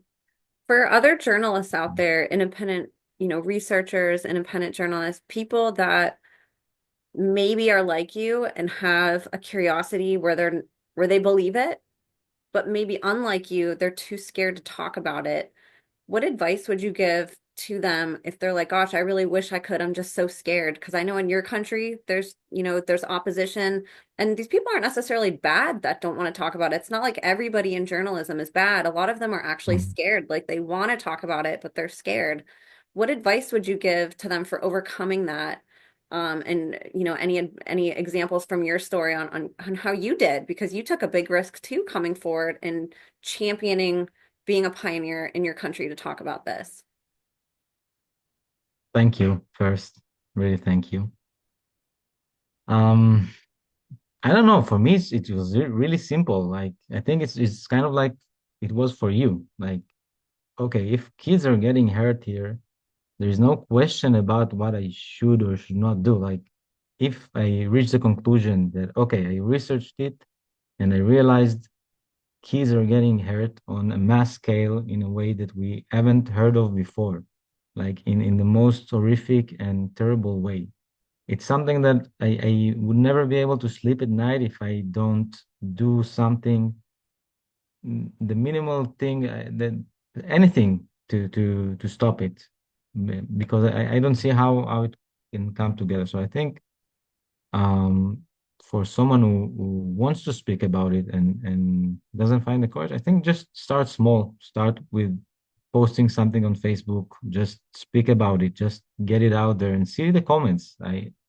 I see that most people, if you speak in reason, and if you don't come from a place that um, is afraid that they're not gonna be received well, it's much easier to be received because you're just writing your thoughts and they're coherent. That you don't have any like, okay, I here are 100 testimonies I witnessed about this stuff. This cannot be something random if 100 people talk about the same stuff from different places around the world. There's something here that needs to be checked. It's not that hard to understand for someone who is really willing to sit down and make sure stuff like that doesn't happen. So I would say start small. Start with the stuff like being really honest with your audience, like telling them, even if you're not sure, like, okay, here is what I'm sure about, here is what I'm not sure about. Make your own conclusion, like very simple. And I think like the most important thing is just to speak up and get it out there because um I think it's much more powerful than people think. Like people don't do it because they say like, it doesn't matter if I do it or if I don't do it. But as you and I think, see, once someone really does start doing it, a lot of stuff is starting to happen, and it's like a catalyst that has a lot of how do you say, like in water when you throw a stone in the water and there are like bubbles, puddles. Ripples, How? the ripples. Ripples. Yeah. Yeah. So there are many ripples in this mm, initiation of not initiation, but yeah, action of speaking about it. Yeah. So this is what comes up to my mind. Thank you for your question. You're welcome. Thank you for your courage to talk about this. There's so many, I can tell that there's a lot of people scared to do it. It's not that they don't believe it. It's just they're scared to be the first to talk about it and approach it because they're afraid of what everybody else thinks. And I think at the Mm, end of the day, like people like you don't think about yourself whenever you're doing this. You're thinking about who this message can help if you talk about it. You realize that your message can help people who wish that they could talk about it like you could. All these children wish that even if they don't consciously know this, like inside, they wish somebody would stand up for them, would stick up for them. Survivors are wishing that journalists would have their back mm, and give them support when they want to come forward and talk about it, have compassion for them, knowing what they went through, and not just write it off and be scared of like, oh, well, what are people going to think of me if I talk about this? Like it's a very like selfish mindset that society's created through some of these like very scripted podcasts and news channels and Instagram. Everybody posts like all these picture perfect things. We don't ever want criticism, and we don't know how to handle it or even handle with thinking about it if it comes towards us. And it's like you said, a lot of the things that we're so worried about people coming after us for or hating us for or bullying us for, most people feel how we do. They're just too scared to be the first to talk about it.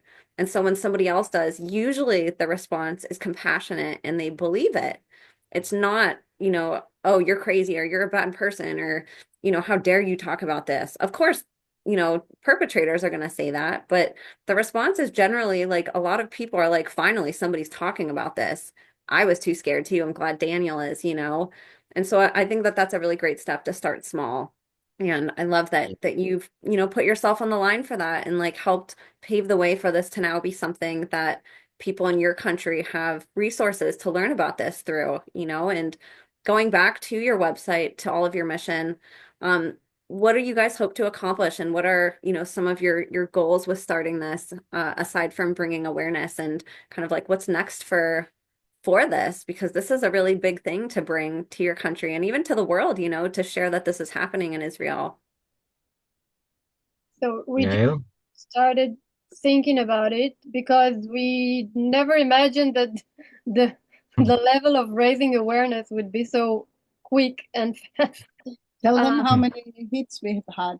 yeah, we had around I think 15,000 entries Friends. to our website in 2 weeks.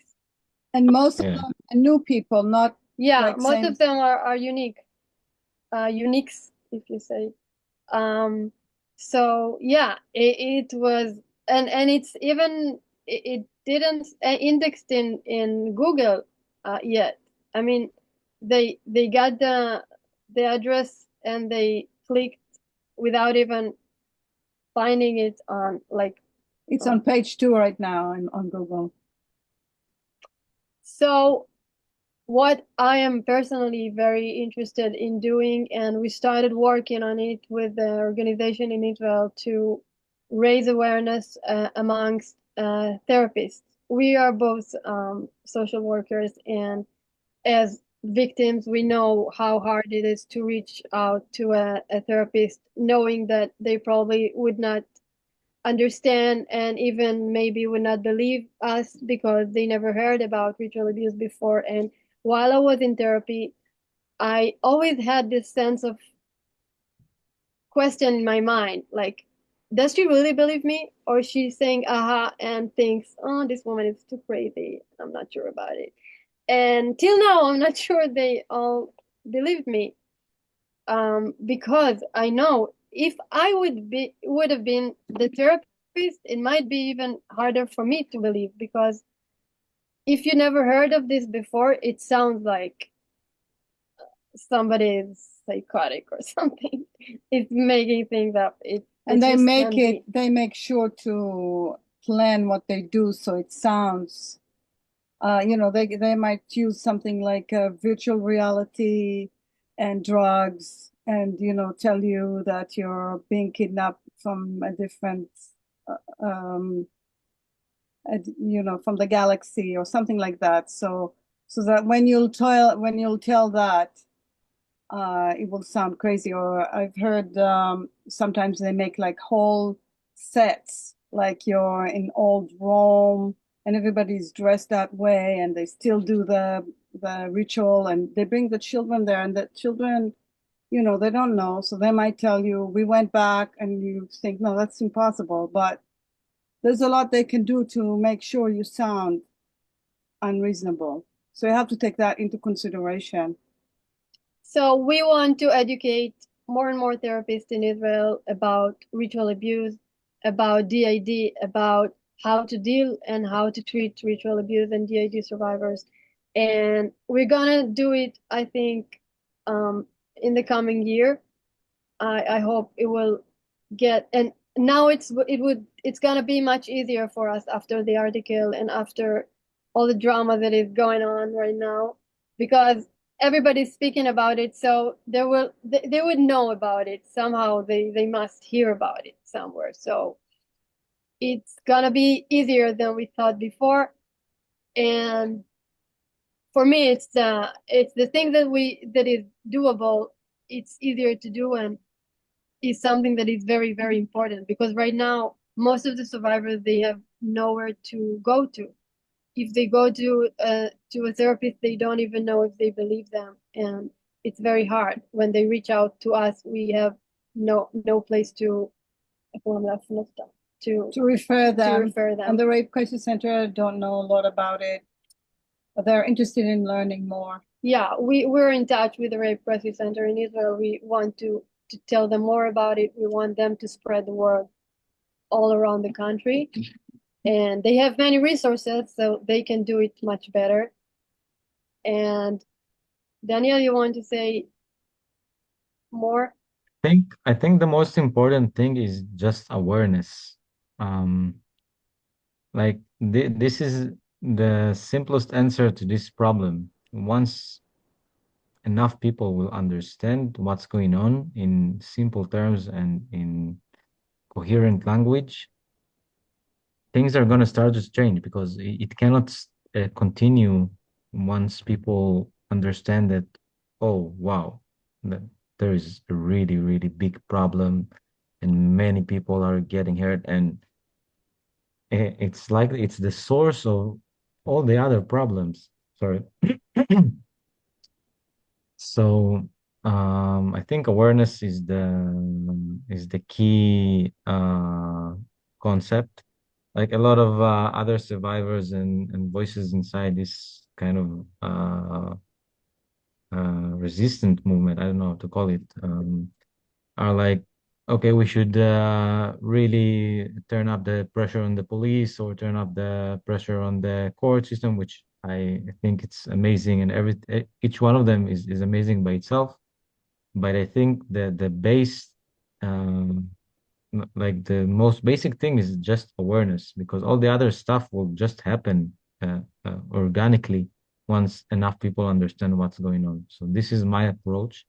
And also, I would like to call if there is someone who would like to help us translating the site, because I think we really, even in a global way, yeah, I think there is not a website, even in English, that really presents this topic in a like in a very professional manner. Like I really, when I can compliment myself, I do it. I really think it came out professional and it's looking good and it's worded perfectly and everything is really, really good.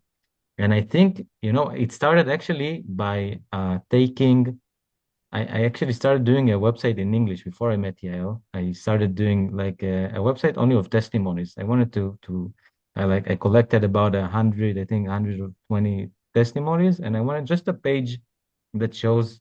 Actually, I would like to show you because some Yeah. of your testimonies are there, um, like in the section of testimonies from the world.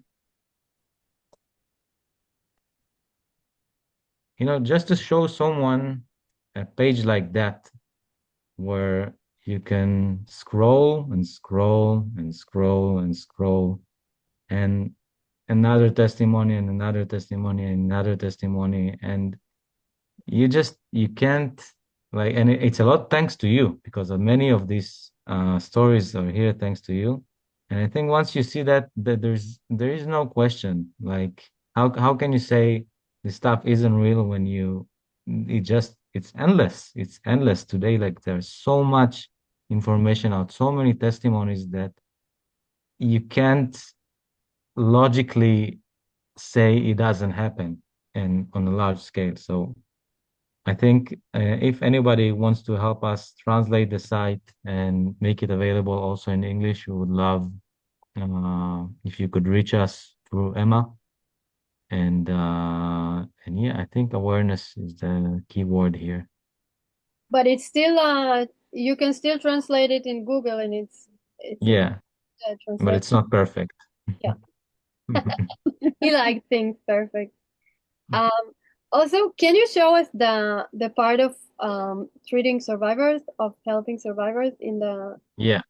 the website? I think it's So also, yeah, I think this is also very, very important actually, because um, we made a part or for supporting yeah. survivors and also information for therapists. Amazing.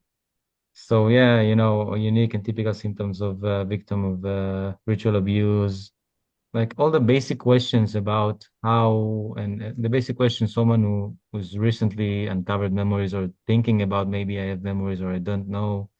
You have like a lot of information here about how do you find hope when it comes to such severe trauma and affect all areas of life.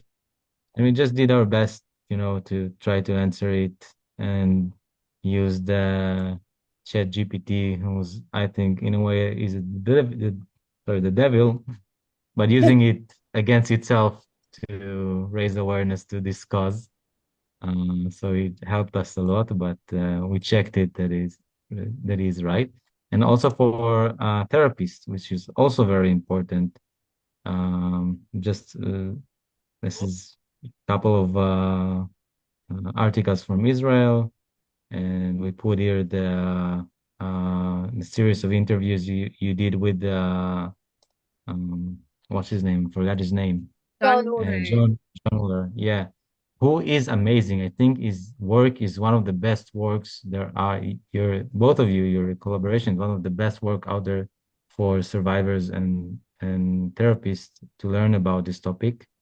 And if you would like actually to, maybe we can speak about it other, but if can make a connection between us, I think it would be an amazing, because people in Israel, therapists in Israel, I think really need to understand the information he's providing, and he's providing it well and very intelligently, I would say.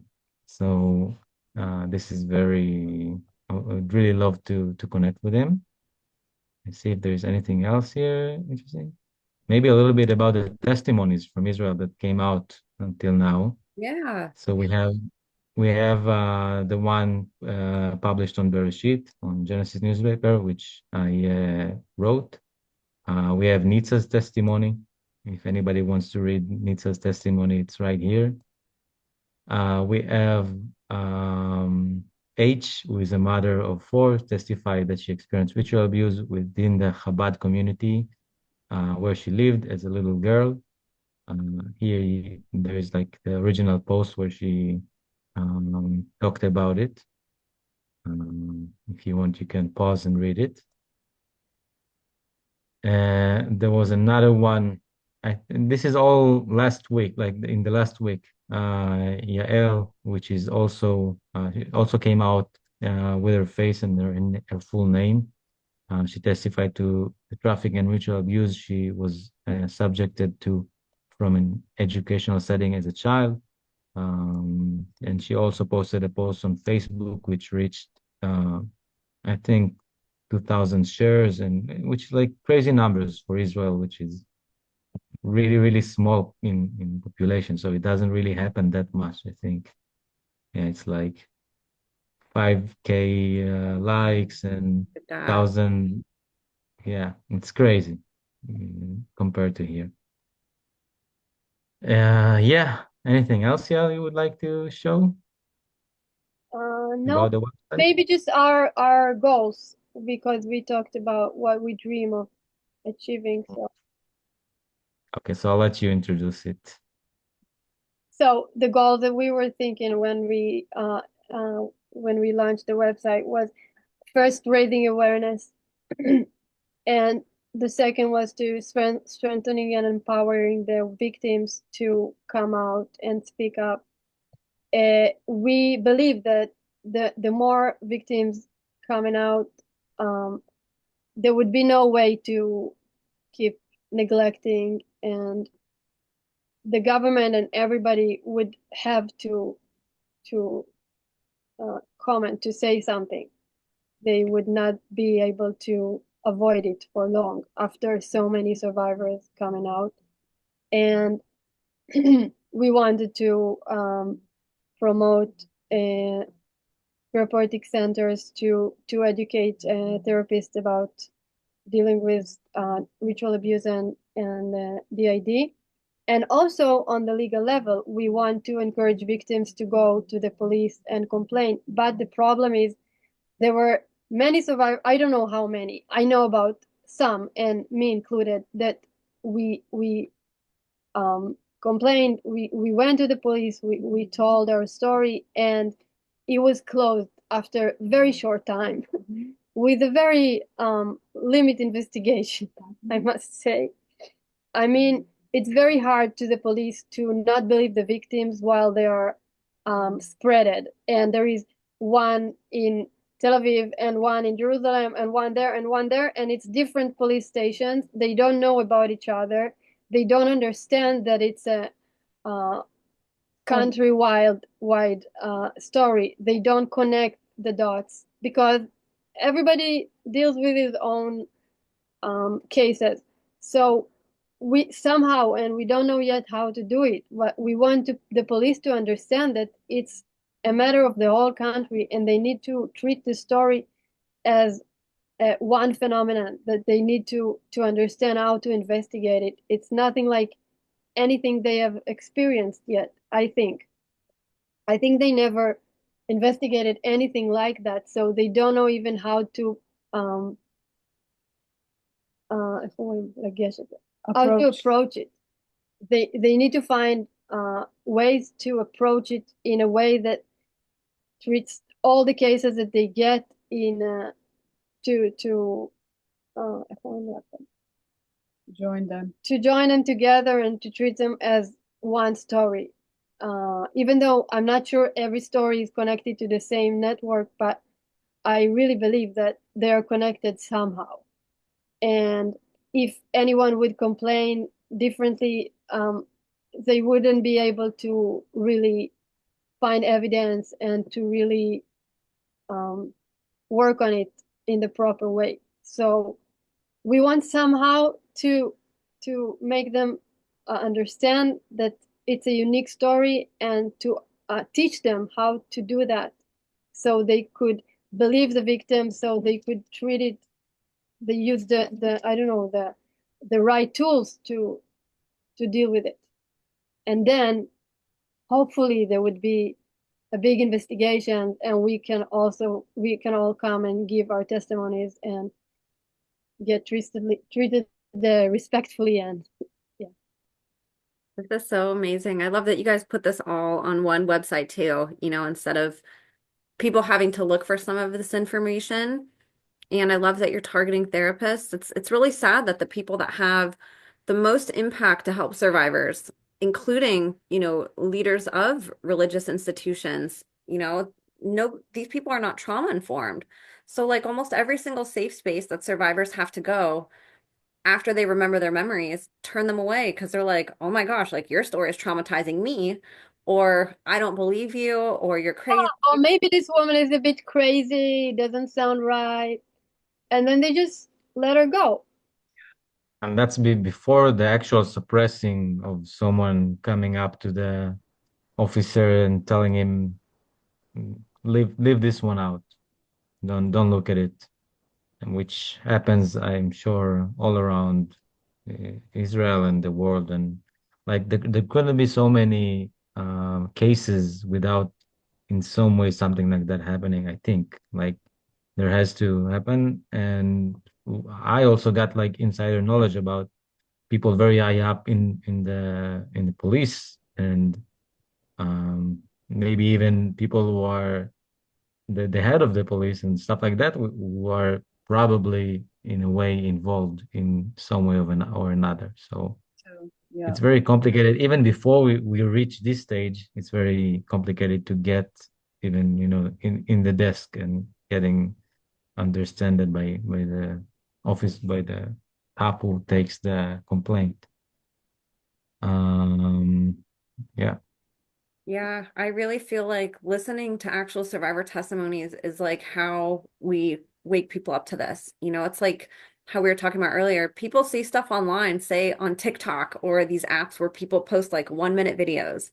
So people take something like satanic ritual abuse, they condense it into 1 minute, and what the person hears on the other end is like a minute of insanity to them because they're like, there's no way that this is real, what I just heard, when they didn't get the full context. Like, you really have to hear a story from beginning to end to really understand like how the network works, like where these connections happen, how it generally is like a multi-generational thing. It's not just like a random event that happens. It's like planned for a lot of years. These children that go into, these different abuse programs and situations, and trying to like grasp the brevity of that. And then also how we were just talking about infiltration, how many institutions and parliaments and governments and industries that these cults have gotten their hands into and infiltrated in order to protect the secret, the courts, the police, the politics, churches. I mean, it's endless, and so like you really have to like, Even organizations that help survivors. I heard about people that got into these organizations and are trying to suppress ritual abuse testimonies that are getting into the organization. you're so Currently, right. there are claims in Israel about the head of uh, the organization that is meant for sexual abuse survivors from the religious background, like from the religious community. So there are claims about the head of this organization who is allegedly connected to these networks, and yeah, so He it's just all it's started always there. a defamation lawsuit against the people who said that. Yeah. This is what they said. No, you're absolutely right. It's like anywhere that they can go to protect themselves, they do. Here in America, we have NEMEC, which is the National Center for Missing and Exploited Children. And I've had the daughter of the owner of that nonprofit, Megan Walsh, on my podcast, who talks about her father, who owns that nonprofit, took her kids and trafficked them from her. And Wow. nobody's like talking about it, And so you see how like predators hide in places that do goodwill because it's like it's their cover story to like protect what they're doing behind the scenes. And it's hard for society to understand that people can be so evil but present as being so good. But that's where like dissociation and DID come in, and people don't, because they don't know that, because therapists don't know that even, like it just goes over people's head. They can't comprehend how that duality can exist, but it does. And that's why it's so important that like we are out here talking about it and creating resources and giving people as much information as possible so they can actually dive in and learn instead of going on TikTok or these little apps that where they get, little 1 minute videos that are trying to explain it. Like you just can't learn it in, a very short period of time. What other obstacles do you guys have in Israel to overcome in order for this to be something that's, more mainstream and more cared about, and to where more attention is brought to it, to where there's actual like, a movement of people who are standing up against it and like trying to actively stop it? What obstacles do you guys see for your country?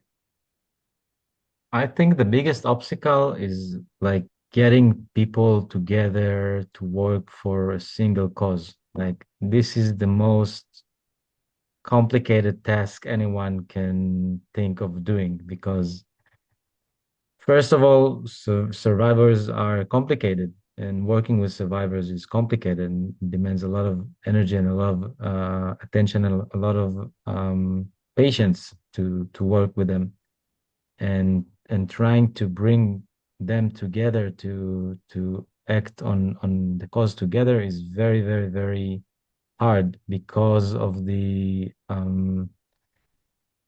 everybody suspects everybody else, and like you don't know who's with you, who's against you, especially here where it just like starting to get out, and you don't know, like maybe there's some who are working for the other side and they're just pretending to work with me and all this stuff. Like I think each and every one of us was suspected in one way or another, and still being suspected as being like working with the devil, or working with the community, with the bad guys. Yeah, It's I was simply blamed by other survivors that I cooperate with the perpetrators. You can never know, and I understand people that suspect, because it's very hard to believe in somebody. It's very hard to trust after everything we've been through. It's very easy to become That's part of the programming, to the betrayal. suspecting. Yes, betrayal programming. so I actually think this is like the biggest obstacle for us. Like once if we could get, I don't know, even 100 people to work together on this cause, as people who are really, really who really care about this topic and want it to end. I think when with 100 people we can do it. Like you can, just apply the pressure. Just don't let it get down from the media. Like post on every post this I don't know, politicians post. Just keep on providing information about it, and providing and asking questions about how come there is a sitting minister in the government who's being accused of such horrible stuff by her daughter, and she's literally accusing her of like of in Hebrew we call it avodah zarah. Like how would you and Nitza, how would you Like translate it? worship wrong gods, or Like worshiping the not worshiping, like I think in the Bible the God says like don't worship, not False a idols statue, and not false a gods, false right? idols. Yeah. There you go. And this is exactly it. Like it's the base of Judaism, the base of everything we grew. So how come there is a sitting minister who is accused of that, and she doesn't even resign? She doesn't even comment on it. Like she haven't commented on it, and people are, it's crazy. So once we're in this situation, if people will keep posting and keep applying pressure about everybody who is in a way involved. I think because we're a small country, and because a lot of people here know, you know, many people, because there aren't that many people here, and so I think stuff could change really, really fast, as it has already begun to change really, really fast. So yeah, wish us luck.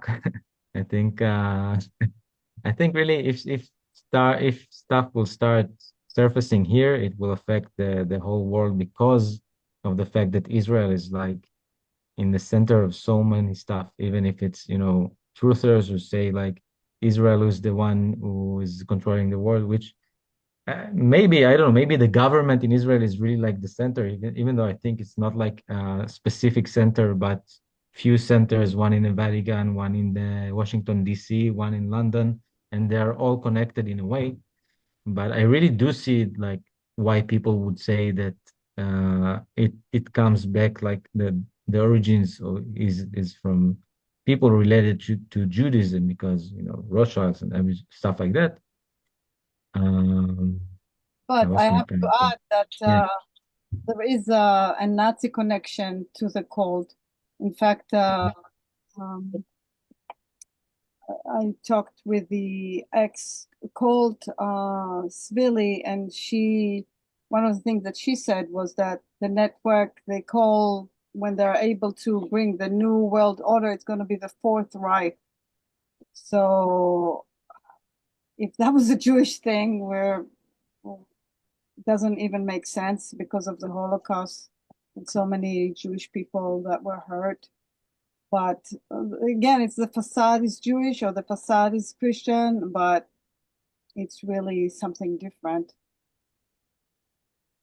100%. And I'd love to see the conversation, even here in America, around Jews in Israel turn towards these crimes that are being committed and the people responsible for them, instead of how you were saying earlier, Daniel and Yale, just people categorizing everybody as a whole as being one way or another, pro or con, or, it makes it sort of like this racism issue, instead of picking out the people who are bad and focusing on them, and then doing that across the board in every country and every institution and every religion, instead of grouping everybody together and forgetting that, like, when you do that, you're ostracizing the people who are actually being hurt, and we're forgetting about them. We're turning it into a divisive issue instead of helping to bring justice to the people who actually are bad and who are actually committing crimes. And so these conversations, I think, are going to help drive that forward to where we can see through that fog of division and like narrow our focus on who in these different countries and communities and religious institutions that we need to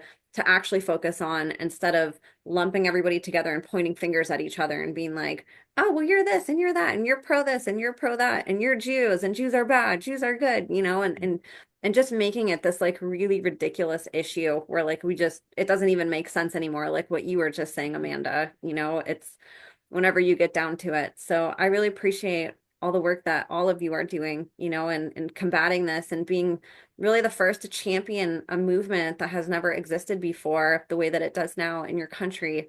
It's amazing hearing that dozens of people are now looking at all of you who are reporting on this, who are sharing your testimonies, who are posting about it and saying, "Oh my gosh, me too. I want to share my story. Like I'm a victim, like that's so big after so many years of and generations of this just happening.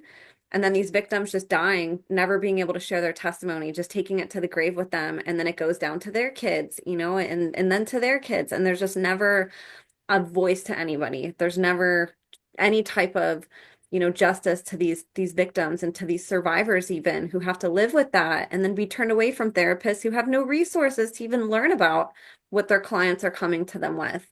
So I just want to thank you from the bottom of my heart for having the courage to not only talk about this but do something about it, and you, Daniel, being such a fearless journalist out there, actually believing survivors and having the courage to write about it in a climate where like nobody is, you know, satanic ritual abuse. It's not something that was even like on the radar in your country in the news. And that's changing now because and bringing people together and both of you, Amanda, Yael, having the courage to share your testimony when so many survivors have been so scared to or just never were paid attention to, or were gagged and penalized for sharing their story. You two are just incredible for being able to be voices for people and for having the courage to stand up and talk about this and give them a voice finally. And so just thank you guys with all my heart for all the work that you guys are doing. And Thank same you, right back. Emma. Thank you. Was there anything else that you guys wanted to talk about that we didn't get to? What was that? Just want to say, maybe if other survivors are listening to us, I want to thank all the survivors that had the courage to come out in the past month or weeks in Israel. They are so brave and they make a huge change. It's unbelievable how it reached a huge audience that we couldn't even believe before, of thousands and thousands of people, and most of the comments are positive, and people are believing, and I'm so happy to see the movement, and I want to encourage more and more uh, survivors to see that it's safe and they can do it, and, and it helps so much for others. And I want to thank you, Emma, really, because your work is really changing the world. Really, really, really. I know it sounds like a big compliment to take, but you're amazing and you're really like what this world needs right now. I think like people who really can look this evil in the eye in such a kind and loving way is so unique and so special. So really, really thank you from the bottom of my heart. Really. Unstoppable. Even when they try to chase you from here, you go there. You chase you from there, you go here. I'm not giving up. Yep. And the more of us that do that, we show other people that these are, we're really like we're fighting cowards. Like they try to be all big and bad, but these are people that pick on kids at the end of the day. They're little cowards, and so they don't have the courage to pick on people I like think us. we're actually not fighting anyone because even the sorry for the last that they are also like little kids who inside of them really wants us to do this work. Like all this facade of resisting is only like the pain that they endured that is expressing through them. So even them are not fighting us. So I think it's important to remember when you go into this stuff, like the resistance to it is an illusion. It doesn't even exist. So It's there's true. nothing really to fear. There's of course people who consciously do this and like enjoy it and it's, a sick fetish that they have. But in reality, like we want everybody to be an Amanda. We want everybody to be a Yael, like we want everybody to be like, all right, I'm wiping my hands clean of this and I'm gonna leave. Like I'm done. I'm gonna confess to everything that I did. I'm gonna share my testimony and I'm gonna now fight against it and help expose it and help save kids. Like we want that for everybody. And then for the people who aren't willing to do that, who want to just keep perpetrating and doing it consciously, like those are the people that we need to focus on, bringing down. And there's so few of them in the grand scheme. Everybody I would think would want to have some type of freedom in their life and some type of liberation from it being a slave. That's what this is like this is human slavery that we're exposing on a massive grand scale, and child slavery. And so it's really important work that we're doing, and to help bring awareness to that. And, it takes amazing people like you guys to help start that movement and to get that snowball rolling. So, is the best way to connect with you guys through me. And I know you have a Facebook page, so I'm going to link that. Do you guys have any other social media or do you want to plug um, any of your news outlets or anything like that, Daniel? I'll put the We website have below. yeah, we have a new mail address which I currently forgot, but we can put it on the show notes. Okay. We just launched it, so we don't even remember the mail. So we'll give it to you, and you can put it on the show notes. Okay. And yeah, I think this would be the best way to connect with us. And also we have the websites that we showed in the show notes. And just reminding if anyone wants to help us really turning it into also like a English version website, we're open to help. So thank you. Thank you very much. You are so welcome. And Thank Amanda you. has already agreed to come on and do an episode. So for those of you who are curious to learn more from her story, I think all three of you guys I think we'll be working together. And I'd love to have all three of you on to talk about the work that you're doing individually. So we'll definitely be working together more. And, I ask people here in America, whatever country you're in, this really is like the most important thing. And the work that they're doing for Israeli survivors and to bring awareness to a country that has really never acknowledged ritual abuse is so big. And so many of the big stories, like they were saying, are being gagged or there's lawsuits. So if you guys could share the website and share the resources that are available to everybody, there is English translations. So it's a really huge accomplishment. And there's actually a lot to learn no matter where you live. You don't have to just be living in a specific country in order for the information to benefit you. So if you guys could help share that website, go visit it, go help boost their algorithm. That would really mean a lot. And there's a lot of great testimonies on there too. If you guys are enjoying what's on my channel, I saw a lot of things that I've never covered on their testimonial tab. So please go check out some of those testimonies that they've posted too. Check out resources, share it with a therapist if you know one, no matter where you're at. Help bring awareness to this. You know, so many of you ask, like, what can I do to help? Just go share some of the material. It's a free way that you can help this movement, help survivors, help the fearless journalists and researchers who are, you know, really going against the grain to help get this information out. So I'll put as much information as I can in the show notes for you guys. If you guys have a more pressing issue that you want more private, or if you want to email me to deliver a message to somebody that was on the show today, feel free to do that too, and I'll forward it to them, and they can respond to you privately via email. But I'm going to have all that in the show notes for you guys. I'll have my links as well. Please connect on multiple platforms, like we were talking about, you know, channels like YouTube, and, you know, we never know like where we'll be deleted. So try to connect with us everywhere that you can. That way we can stay in touch no matter what. So share this episode, you guys. That would mean a lot to me. If you guys find value, share it with one friend or somebody who's waking up. Help share that this isn't just an American issue. It's not just, you know, a United Kingdom issue or an Australian issue. This is a global issue of human and child slavery, and it's taking place in every country. And this is such an incredible conversation where we have three people who are help validating, you know, a country that has really never been on the map for ritual abuse. It's been talked about for everything except that, really.